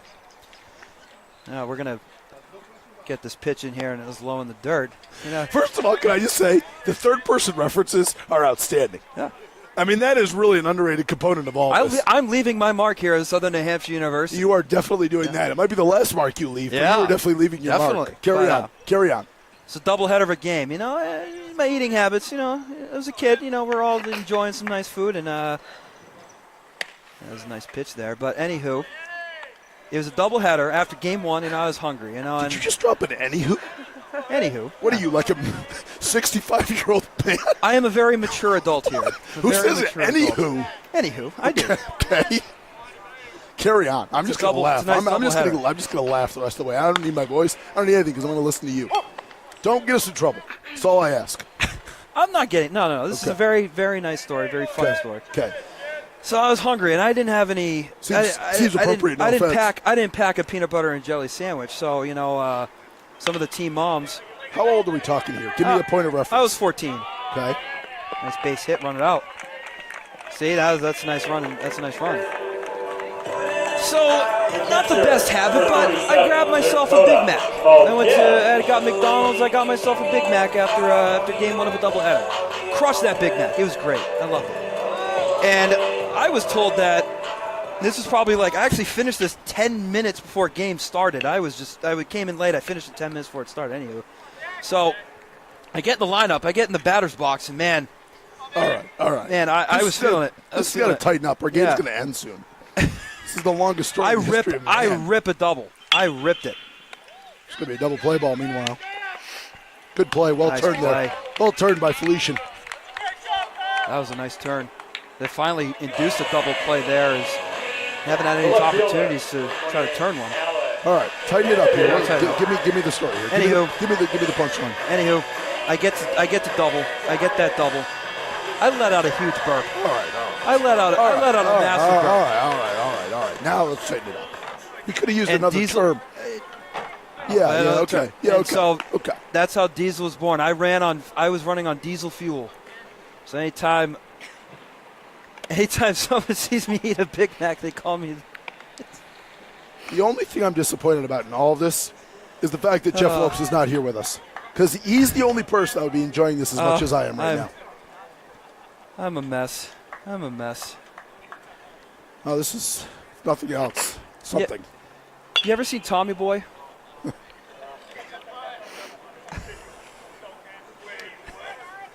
I have, yes.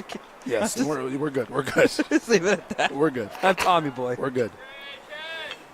Kennedy hits with 2 away. We're in the top of the 7th inning. Penman in control. They lead it 8-0 between Morales' one hitter and the Penman scoring 7 runs in the 6th in one of the oddest half innings you will ever see. That one's grounded towards the shortstop. Struble plays it on a hop, and he throws it away. Bang, bang, play at first. Coming off the bag there was Downey, and he ran into the runner, Kennedy. Kennedy, we'll see if he's okay. It's a scary moment there. Thankfully, he got up. He got a swipe to the head. That was a rush throw at short. It's a scary moment. We'll take another look at it. Struble played it nicely, but then his throw was off target. Yeah, that was. Oof. That's just one of the toughest plays for a first baseman to try to find the bag, try to go and try to catch the ball. I mean, the most important thing is you want to try to get the ball first, not worry about the bag. You want to keep the ball in front of you. So when you try to jump and leap, I'll say this: I'm glad Downey's okay because I thought it could have been much worse for him at first. Yeah, because it's just a thing. He has the right to the base path, and all he has to do is just try to run through it. So he reaches on the air, third of the night for Felician, and here's Kevin Alexi. Takes the pitch in the zone for strike one. It's the third time tonight that Kennedy has been on base. Now that's on an error, but what a weekend that freshman has had.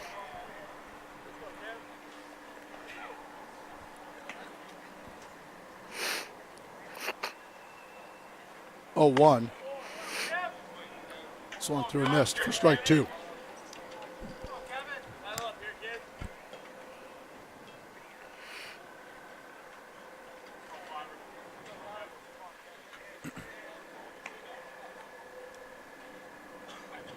Penman lead 8-0. They're in complete control. Good backdoor breaking ball. Called strike 3. And that's the problem with that delayed call right there. That's the third out of the inning. We'll go to the bottom half when we return. Time to get up and stretch. There's a strikeout victim is Kevin Alexi to end the Penman's half of the 7th. They lead 8-0. Stay tuned. We return. For the Penman in the 7th, no runs, 1 hit, 1 error. At SNHU, building a campus that feels like home is important to us. I felt like I was walking to a family. I have that one-on-one experience with the professors here, and they take an interest in what you want to do, and they can help you use your passions to get you to where you want to go. When I graduate, my degree is going to propel me into my future. Southern New Hampshire University, it's been the greatest decision I've ever made. Visit snhu.edu. As a student athlete in college, I first got involved with the NCAA at the national level. It was through the Student Athlete Advisory Committee, SAC, gave me an opportunity to advocate on behalf of all student athletes, to affect change and to make an impact. The NCAA is giving the student athlete a platform to voice their concerns and to be able to advocate for what's going to affect their well-being. The policies that are being put in place are speaking towards academics, they're speaking towards well-being, they're speaking towards fairness, creating a culture so that the student athletes have the best experiences possible. Standing in one place. Bottom of the 7th is here. Penman leading by a score of 8-0.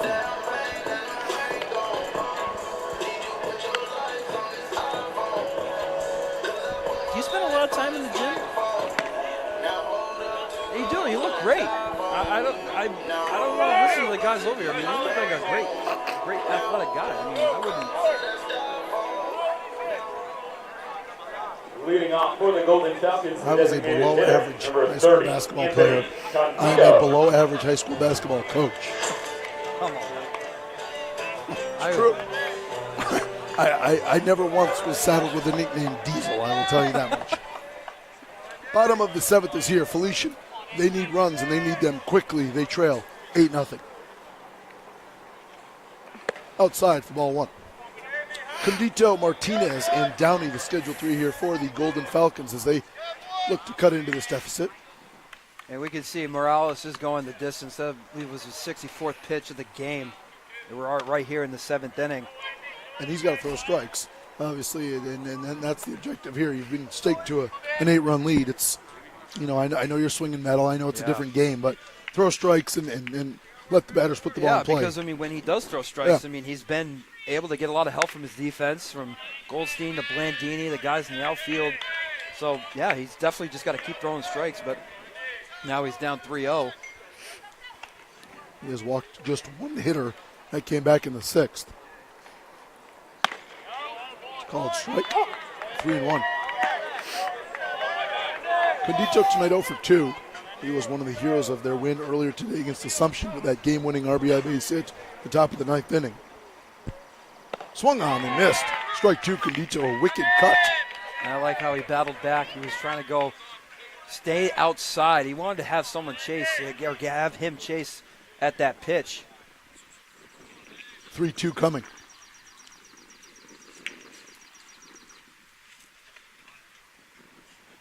Austin, ball 4.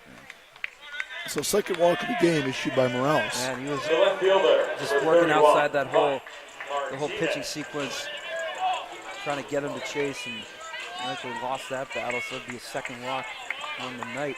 And we've joked, but 8 runs is tough, but this lineup, they can string together a couple of hits. They can put 3-4 spot on the board here. This is a different game. That. Around the same scenario here, it was like around the 6th, 7th inning. This team was able to produce a lot of runs within that frame of those 2 innings later on in game 1. What we saw is what helped them secure a victory to stay alive in the tournament. 0-1 here to the hitter Martinez. And the pitch remained low for ball 1.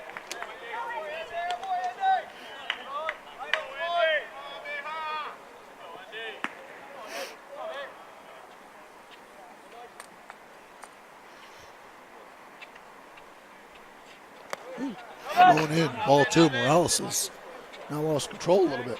This is surprising. He did hit that one batter when he jammed him inside off the knee. It was that kind of interesting look to see if earlier on it kind of leaned into it, but it was a tough pitch by Morales to jam him inside, and thankfully he didn't hit him on that one. 2-1 coming. He'll try to check his swing. Not sure it mattered. I think it was on the outside corner for strike 2.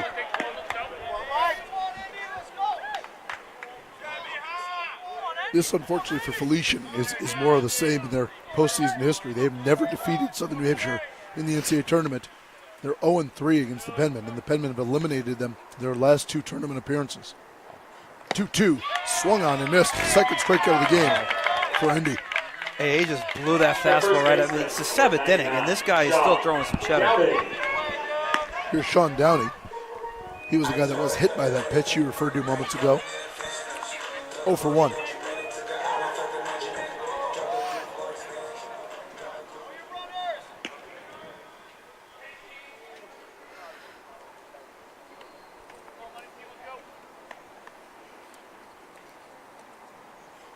Fastball outside corner, strike 1. Serious question, without saying anything offensive, please. No, of course. Are you a current student? I just graduated. You just graduated. Just graduated on Saturday. Congratulations. Yeah. Thank you. Going into sales. Yeah, just trying to get my foot in the door. This is important. This is good. Right. This is a life moment. Good on you. Yeah, I think the values of people matter to me. I'm a very approachable guy. It's just meeting you today, and I think we became best friends. So. You're never going to forget me. Okay. That is accurate. That statement, the second of those 2 statements is undoubtedly true. 1-1. Downey swings and misses. So doing what? Let's talk about this. This is life. This is congratulations, first of all, on graduating. Yeah, That's great. It was, it was definitely hard of, searching for, a job. But again, me being a former athlete, me being serious, it's just about the repetition, about, just kind of staying with it. It can be hard, entering the real world and, trying to stay consistent, finding a job. So able to stay consistent and actually land a job. And, ultimately my goal in life is to work in baseball, work in sports. But, I got to start somewhere. And I think if I'm able to just to kind of get out of my comfort zone a little bit and try to just build my rapport, kind of build up my resume even more, we'll see where it can lead me. But, I'll be doing some phone calls, working on scheduling meetings for other companies, which has been really good. Activated strikeouts from Morales. Meanwhile, sorry, partner. No. That's great. I didn't mean to take over the No. This is important. That's great. That's great. And we wish you, obviously, that's terrific news. So we're excited. That's great. It's not, but listen, this is not your dream job. No. But it's your first job out of college, and it's a great start. You got a job. I mean, goodness, good for you. You're a week removed, and you got a full-time job. Yeah. That's more than 95% of the graduates. Yeah. Good for you. And kind of look at the mindset. I mean, even look at these Division II guys. I'm sure a lot of these guys want to try to get drafted, and it's going to be the most difficult thing. Sure. It is a hard journey to try to make it to the big leagues. I mean, look at the guy. I mean, Felician, it was really nice to see how they haven't put their majors, and some of the guys like Tortorella, their catcher, is going to be a business administrator, so wants to work in business one day. So it's really good that even not just from myself, from the perspective of me being an athletic communications worker here at SNHU, but look at the student athletes we have. I mean, of course, baseball may not be their ultimate goal in life, but or their career. Right, it could not. But it's amazing how you can use sport as a real life example day in and day out. And I wish the best of luck to these guys as well. Some of the seniors on both sides trying to get in the real world, and now they're able to really use, situations like this where, how can you translate this into real life? And that's how I've been able to kind of live my life out, being a former athlete and now still trying to keep myself involved in baseball as much as I can. You've had a lot of good moments. That was your best of them. Well done. Grounded to the shortstop. Should be the end of the inning. Flips over to Goldstein. 6-4 on the putout. We'll go to the eighth. Penman leading at 8-0. Stay tuned. We return right after this. Stand up if you are a first-generation college student. Stand up if you're a mother. If you are actively deployed, a veteran, or you're in a military family, please stand. The world in which we live equally distributes talent, but it doesn't equally distribute opportunity, and paths are not always the same. I'm so proud of you, Dad. I will tell you this, Southern New Hampshire University can change the whole trajectory of your life.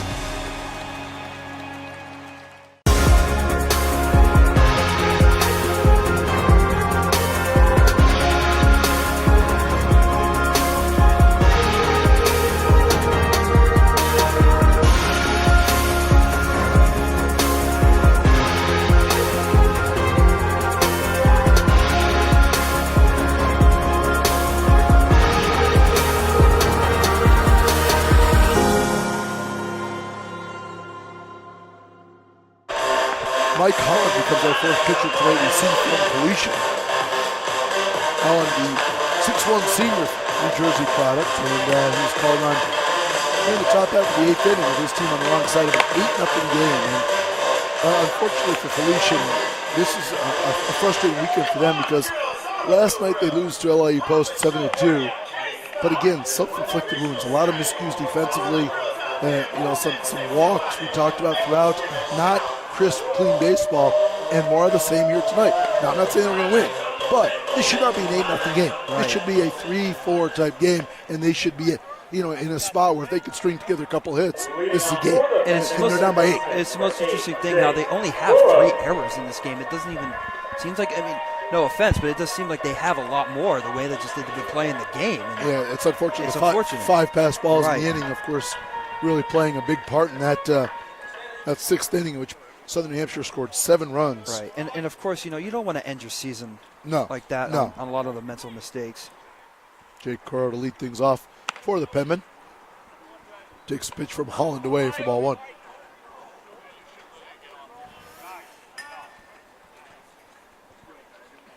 So Holland on the year has a 4.91 ERA in his senior campaign. He actually has no game started. He's 0-0. He does have a save. Has pitched 11 innings, given up 22 hits, 10 runs, 8 earned, 6 strikeouts. So, this is just his moment. Of course, he just wants to leave his mark in a positive way, try to get out of this inning 1, 2, 3, and, can try to get the repetition in, because this may be his last game as a Felician Golden Falcon. 1-2 coming to Coro. Hit hard right at the second baseman. Healy gloves it, throws over to first. Low throw, picked up by Downey, one away. And good on Felician here. This is a guy who's missed a couple seasons with some serious injuries. Good to get him out here. I hope he has a good, clean inning. And this is how, if it is the end, it comes to an end on a good note for him. Because it's obviously his collegiate career has obviously not gone as he had hoped. Yeah, no matter what the score is, I'm sure he's just not going to worry about that. But if just he wants to go out on top in a positive note, I think anybody who gets in a situation like that. Joshua Goldstein at the plate now. Good bender there, a little bit low. Ball 1, Goldstein 0 for 3. He's the only Penman player that has not reached base tonight in this one. Wow.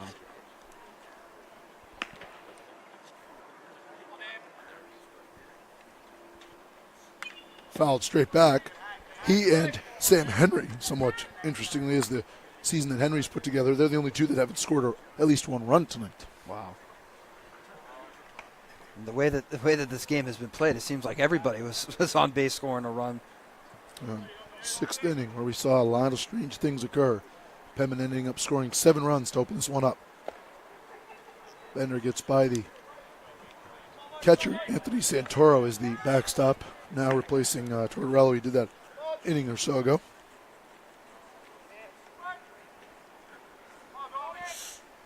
Two and one coming. Hit hard, and now Goldstein's been on base. He's got a base hit through the left side, his first of the night. Now, who you were mentioning was the other one that has not gotten on base yet? Goldstein. Goldstein. Okay, so okay. Henry's been on base. Okay, Henry. Goldstein was the only one that hadn't Goldstein been on was base. the only one. So now everybody has gotten there. Okay. You hope for Southern New Hampshire. We talked about their struggles offensively. You hope this gets them going confidence-wise for tomorrow. LIU Post, they're hoping the opposite. They're hoping they just keep playing, they keep rolling, and they use them all out tonight. Yeah, because now, with this game going so late, now Penman, they do have to fight for 2 games tomorrow, but like I've been saying to you, Jake, this is the confidence booster that they need, and if they can they're able to just duplicate what they've been doing tonight. Not so much just, capitalizing the pass balls, but the timely hitting that they've had. And, the pitching, of course, Manny Morales will see the next man stepping up, whoever pitched tomorrow. Slap towards third. It's a foul ball off the bat of Tavares, the Penman center fielder. Carry on. So whoever is able to step up, they got to be ready to go. They got to be ready to go. And of course, this bat, they don't want to get cold tomorrow. They want to try to carry this on tomorrow, whatever time they play. I believe it's noon time. So that gives you some time to rest. This is a late game again, but now they got to go home, get some rest, and then recharge and do it all over again tomorrow, and they'll do it for 2. Yeah, that's the hope. Obviously, if you're a Penman fan, LA Post would like to win game 1 and call it a weekend, obviously, and then get set to prepare for whoever comes out of next week's game.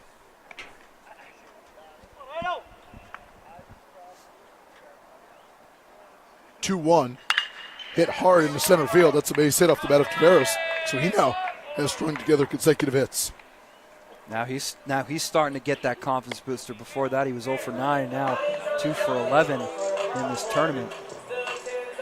And I want to say, I think the Penmen are going to go with the Ernie Banks mindset of, tomorrow's a great day for baseball. Let's play 2. The Penmen, they want to play 2 games tomorrow. And you can see out there in center field, if that banner out there doesn't say much, but that's the motivator right there. You see the 2 years that they've gone to the World Series, they want to add another year onto that banner. Including last year, as they're the defending regional champs. Landini, first pitch swinging, fouls it off out of play. Third baseman over towards the fence. Can't see. Did not make the play.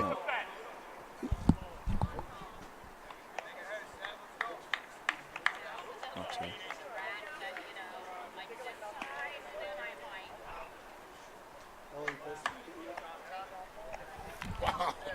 Good on them. That's impressive. that's a really good update I have to provide. So Ronnie Palmer is serving as the site rep, and good work by him, obviously. This is an important development. We've talked all along. The game tomorrow, game 1, was scheduled for a noon start. And really impressive stuff by head coach Mike Gaffney and the entire LA Post contingent to allow that game now. We are being told it's a 2 o'clock start for game 1. That is really high-level stuff by that program. Yeah. If I'm them, I'm taking every advantage I got. We're starting at noon. I'm sorry. Yeah. That's really classy. 0-2 on Blandini, meanwhile. Outside, ball 1. So game 1 tomorrow will start at 2 o'clock. LA Post against the winner of this one. The winner of this game has to win 2 games tomorrow. LA Post has to win just one. That's a lot of respect. That's big time. And we've talked LA Post and Southern New Hampshire, if it is, in fact, the Penman. A lot of respect between those two programs. But good work by everybody making that happen as Blandini swings and misses for the strikeout. Hey, you were saying to me, too, earlier in the day, is those two teams are, a rival team, but it's been the most respected rivalry, in tournament play and the regular season as well. That might do it for the reliever, Holland. And there is the indication. So Holland gets a couple of outs. They'll get him a nice ovation after the strikeout. Good for him. Good way to cap off your career, and congratulations to you, young man. You deserve that moment. So 2 away. We'll return to tell you about the new pitcher. Stay tuned. Opportunity to me means doing the things that will make you a better future. I always dreamed of graduating from college. So being the first one in my family to graduate, it meant everything my parents sacrificed was paying off. Having an athletic scholarship for the University of Mount Olive was key for my success. I had the opportunity to not only get an education, but be able to develop as an individual. Label me. You know you want to. Don't be shy. You do it behind my back. So say it to my face. You don't know me. You know what I am? I'm a pitcher. I'm a striker. I'm a point guard. I'm a linebacker. I'm a setter. Shortstop. High jumper. Wrestler. Defender. Goalie. Student. Student athletes. That's who we are.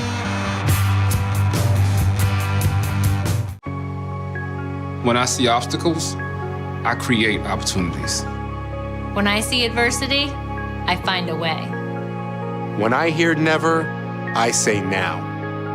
Southern New Hampshire University is education made to fit your goals. With over 200 degree programs, flexible class schedules, and some of the lowest online tuition rates in the nation. So when I face barriers, I can break through. Break through at snhu.edu.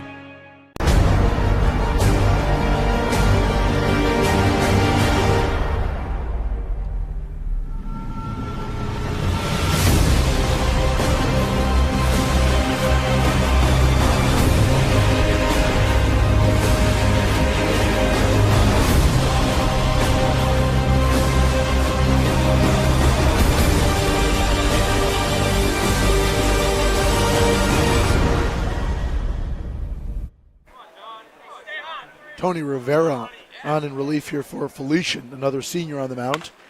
Rivera, guy who's been saddled, unfortunately, with some injuries this year. The senior from Staten Island, New York, has not appeared in a game since April the 5th. And again, this is really good stuff by Chris Langen. He knows the writings on the wall, and he's getting these guys some key spots, getting them out there on the field. And you hate to see it end in this fashion if it is, in fact, an 8-0 or whatever the final score is. But this is good work by the head man down there in Felician. Exactly. I mean, just try to give them the opportunity. Again, it's the student-athlete mentality. I know that you want to try to put your best out there, but in a situation like this. This one belted. Wow. This is well struck. This ball's to the edge of the track, and it's caught. Too bad. Gave it a whirl. Very loud out. To John Stanton, who was pinch hitting, but that's how the inning comes to a close. So Rivera gets the out. We'll move to the bottom half when we return. Stay tuned. Penman on top. 8-0.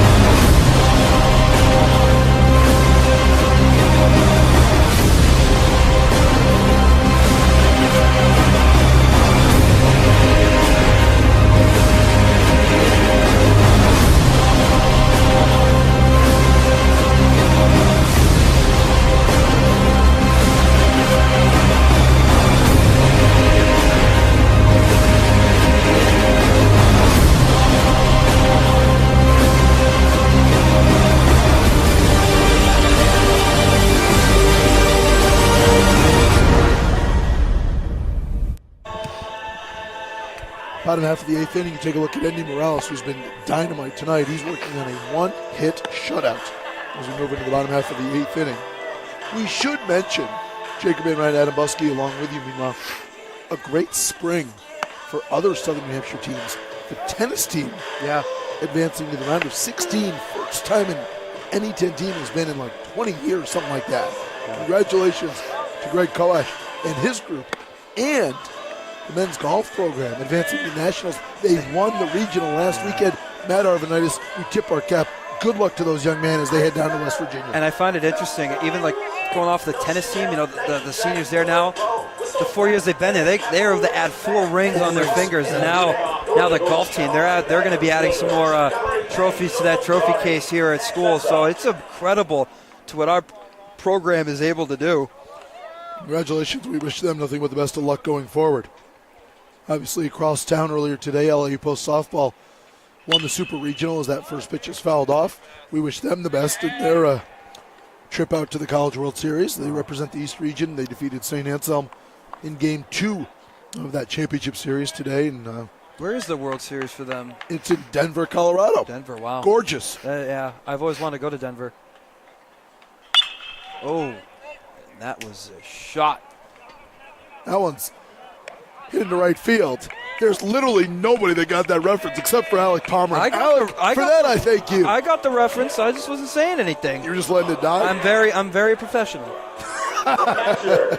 One away on the fly out as Ronnie Sessa flies out. Andy Morales is inching closer here to what would want to be one of the all-time regional performances.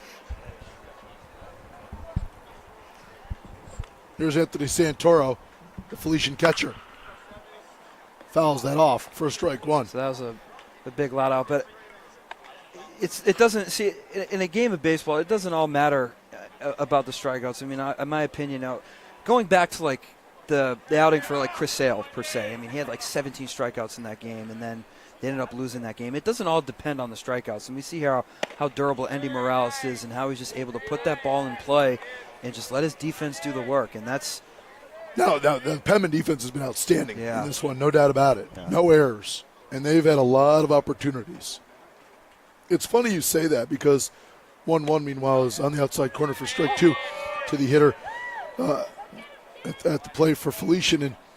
And before the tournament, Scott Loazzo and I were talking about the difference between metal and wood, and I like asking different coaches different things. And he said it makes the strikeout that much more important because the ball gets on you that much faster. And Morales, that one's fouled off at the plate by Santoro. It's interesting because Morales has pitched probably the best game of the weekend. Yeah. And just 3 strikeouts. So he has been dominant. We saw Varela last night for LIU Post, 15 strikeouts, complete game win. Wow. Now, he was dynamite, but Morales is right there. I mean, he's one hit, and we're in the bottom of the 8th inning. And Felician has had some hard-hit balls. I mean, let's not shy away right there. And it's going to die right in the glove of Goldstein. He's been outstanding tonight defensively. And there's 2 away. And Goldstein leaves his feet, jumps for that one, and that was a hard-hit ball. I mean, it's really different because then, say for this game being wooden bat, this tournament being wooden bat, Morales jamming inside. He could have had a lot of broken bats in this game, a lot of non-hard hit balls in this game. Here's Struble at the plate.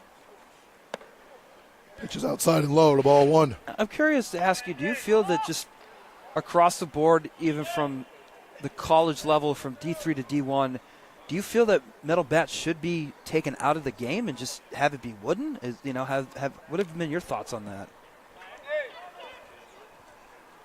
I worked for a lot of years for the Northeast 10 Conference, where we were, for a long time, one of the only wood bat leagues in the country. Mm-hmm. I have very mixed emotions on this. I think they've made the metal bat safer in a lot of ways. Now, anybody who coaches, anybody who plays will tell you the ball gets off the bat much faster still, but it is better than it used to be. So it is safer. Yeah. I understand this both ways. I understand this argument both ways. I think whatever it is, I think for a long time, the East region, for the teams that swung wood, it was a disadvantage when you got to the College World Series. And remember, this regional used to be a wood bat regional. Okay, yeah. So for a long time, these guys would advance out of the East having not swung metal until they got to the World Series. Yeah. And that is a massive, massive turn. I mean, you're just not used to it. So whatever you're used to, there's another liner right at Goldstein. And, of course, Morales with another 1-2-3 inning. Goldstein prominently involved. We might talk about it, we might not. We return. Penman leading at 8-0. We'll move on to the ninth when we return.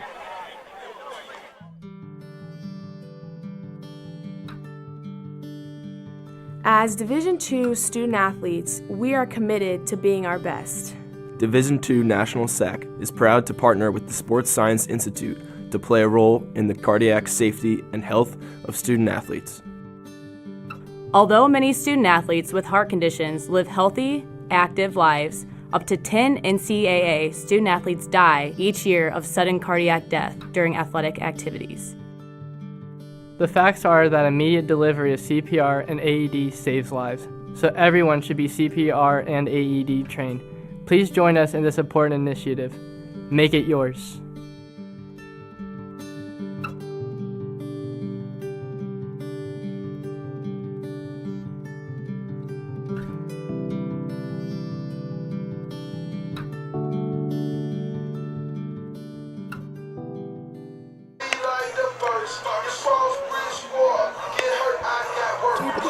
Penman leading a comfortable 8-0 advantage. Andy Morales has been the story.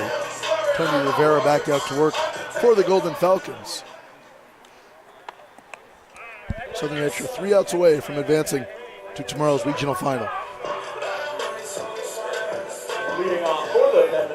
And as I was piggybacking off of that comment about difference between metal and wooden bat, it's just.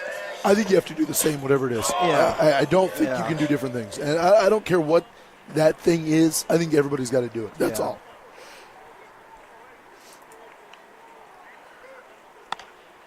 Henry, Mulcahy, and Kennedy coming to the plate to face Rivera. And we might see another hurler or two, I would imagine. We'll see. They're starting to walk in from the bullpen. Maybe not. Pitch on the outside corner for strike one. You swung exclusively metal, I'm assuming. I mean, I did do both because there would be some wood bat fall ball leagues I would do, and it certainly did give me the practice of getting that approach because it's just a totally different game swinging wood. And just the only thing I just wrap my head around is you go to watch the College World Series in Division I with the big names of Texas and Vanderbilt, those teams, and how most of those guys, if not majority of them, they all get drafted, and so they go from transitioning from playing in the biggest games of their lives at the college level, playing with these wooden bats, and the next thing you know, they go to those lower Class A ball clubs trying to make their way into the pros, and it's... People think it's just a bat, but it's a massive adjustment. Yeah. Massive adjustment. And so that's why the Cape League is so popular. Yeah. That's a great. Because they are wood. Yeah, they're all strictly wood. Yeah. Yep. There's ball 4. Henry reaches first. I mean, and that's just why I kind of go on my tangent of how I wrap my head around these guys are playing with metal bats and then they go into the pros and it changes the whole dynamic of the game. And so that's why maybe one day maybe metal bats could be wiped out. I don't know. I think it'll be the other way around because of the cost savings with metal versus wood. Quite frankly, wow. That's a big factor. Dakota Mulcahy is the batter, meanwhile. I will say this, that there's been a lot of discussions both for and against wood in the Northeast and in other conferences. There's a lot of conferences that would like to go back to wood, quite frankly. 0-1, fouled straight back by Mulcahy. Penman, 3 outs away from advancing. We will see Morales. So there's nobody throwing down there past that left field wall. And he's got in the bottom of the ninth. And he earned it. He earned getting out there in the ninth. This is an all-time performance. If he can close it out with a one-hit shutout, there's a called strike 3. And I believe he's still under 80 pitches, or just right at the peak of 80 pitches. Now, actually, may see a pitching change here. That'll probably do it for Rivera. Well, good work by him. He gets an out. And that will call his day. So that will do it for Rivera. We'll tell you about the new pitcher when we return. The American dream to me as an immigrant means having the opportunities that my parents didn't have. Being the first one in my family to graduate, it meant everything my parents sacrificed for me to get to this point. It was paying off. Estoy muy orgulloso de Michael por haberse graduado de colegio. My path to a college degree would have been completely different had I not had a scholarship. It would just relieved a lot of the financial burden. In NCAA Division II, student athletes leave a lasting impression on their communities. That's because Division II student athletes want to make a difference and truly be part of their surrounding communities. Through community engagement, thousands of student athletes from various backgrounds interact with community members who view them as role models. This interaction leaves a positive and perhaps even life-changing impression on all those involved. In Division II, we rise to the opportunity and make community engagement ours. We can stop to make sure someone is okay. Get in the way and disrupt the situation. Notify an authority. Or walk them home safely. We can change the language around rape. We can make campuses safer for our teammates, our friends, and our classmates. We cannot be bystanders. Taking action isn't always easy, but it's on us to intervene. because we can. Learn more and take the pledge at itsonus.org.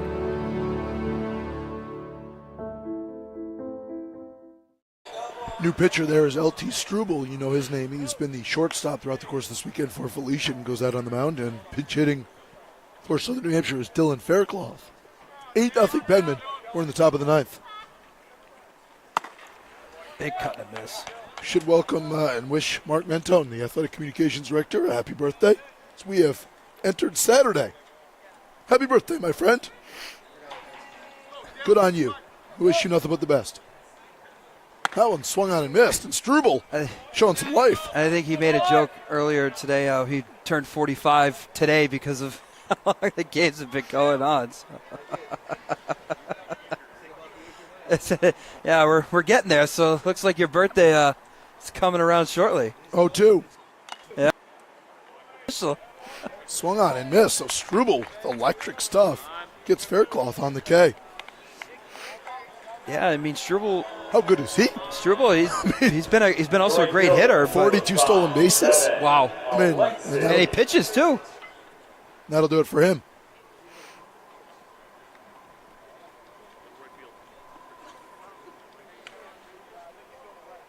So Struble gets the K. That'll end his career in a Felician uniform. Now, he actually can remain in the game. That was a nightmare for your scorekeepers. And Aponte is going to come in to pitch. Wow. This is something. We'll take a timeout. If you've been with us this far, why not? Stay tuned for a few more minutes. We'll return right after this. I knew that there was an opportunity to have my college paid for if I was good enough to play baseball at that level. That was going to make a big difference in my family. D2 baseball gave me an opportunity to play at a high level and to get an education that's going to be valuable for me throughout the rest of my life. I chose to take my experience of being a student athlete and pursue that within my career and to get a master's degree. If I wouldn't have had a baseball scholarship, there'd be no chance that I'm doing what I'm doing today.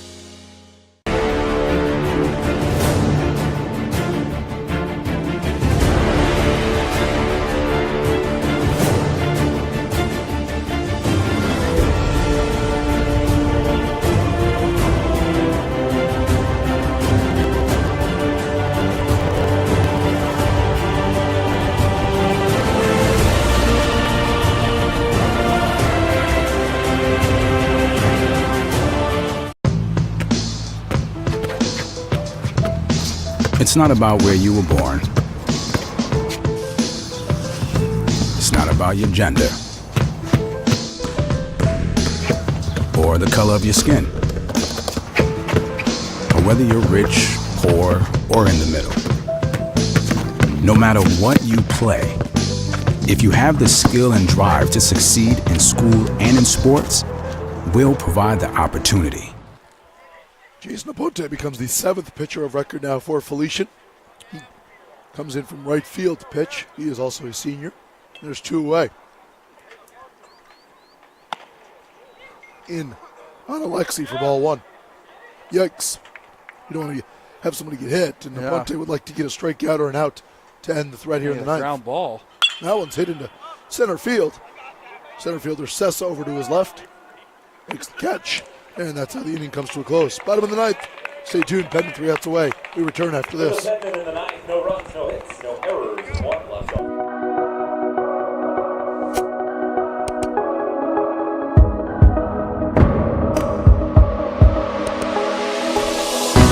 Walking the path of integrity.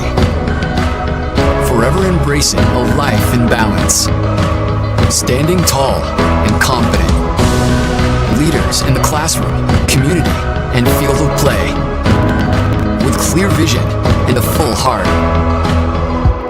Looking to the future, devoted to the student athlete. Representing the Northeast. Diverse in composition. United by our values. Determined by nature. Uncompromised by choice. We are the NE10.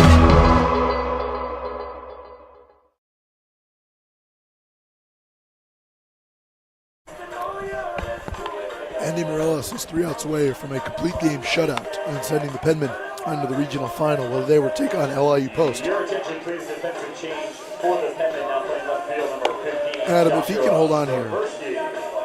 Swinging metal. A one-hit shutout.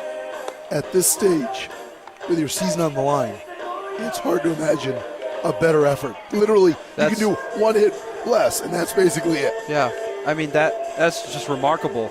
As we were just earlier, just going back and forth about the dynamic of a metal in a wooden bat and how you talk to Coach Loazzo. When you hold a team to just one hit with a team, where they showed that they're capable of scoring runs with this team hitting a metal bat. That's incredible. One hit he allowed was a one-out single to Jason Aponte back in the first inning. Unbelievable. Unbelievable. First pitch. Fouled off out of play. It is the aforementioned Aponte at the plate. He's the only Felician player in this game that's been on base twice. Whoa, my voice is getting a lot worse. Oh. Whoa, boy. Oh. Get me to the finish line. I'll carry you to the promised land there, Jacob. That. Well hit in the center field, but Tavares has a beat on it. There's one away. We'll get to the promised land. We're 2 outs away. The second baseman, number 2. Here's Danny Healy. Healy 0 for 3 in this one. This is a frustrating end for Felician. Obviously had some life after the win over Assumption. They rebounded nicely after losing a tough one last night to LIU Post. And really, the wheels just fell off back in that 6th inning. But what an incredible season it has been for them to get to this point. And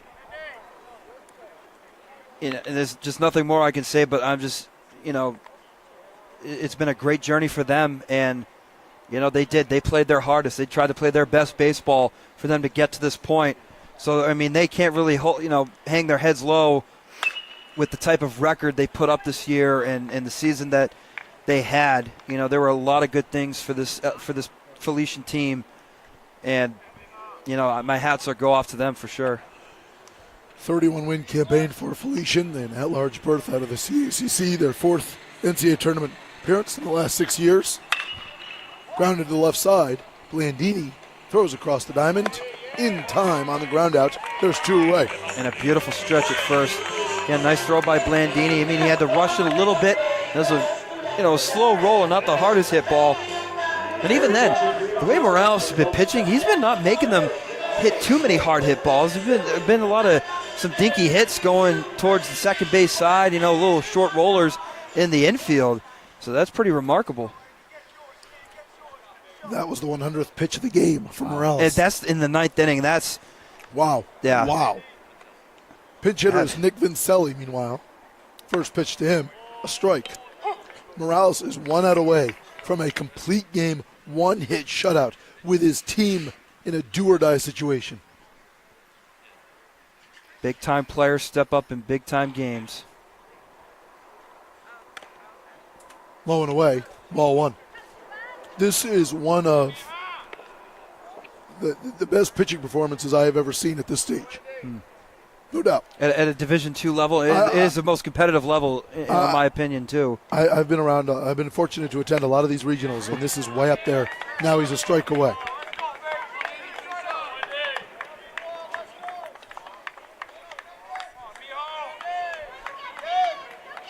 One and two coming.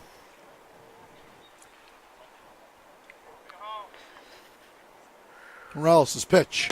Low for ball two.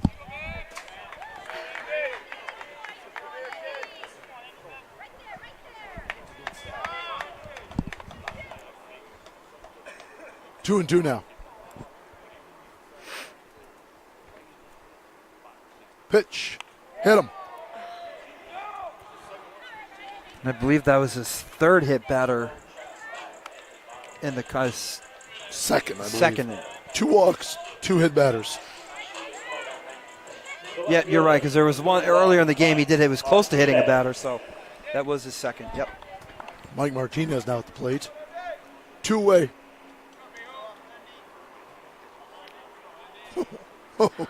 How quickly we forget Shane McDonald's performance in last year's regional final as he knocked off Stack with a 15K one-hit shutout in that one.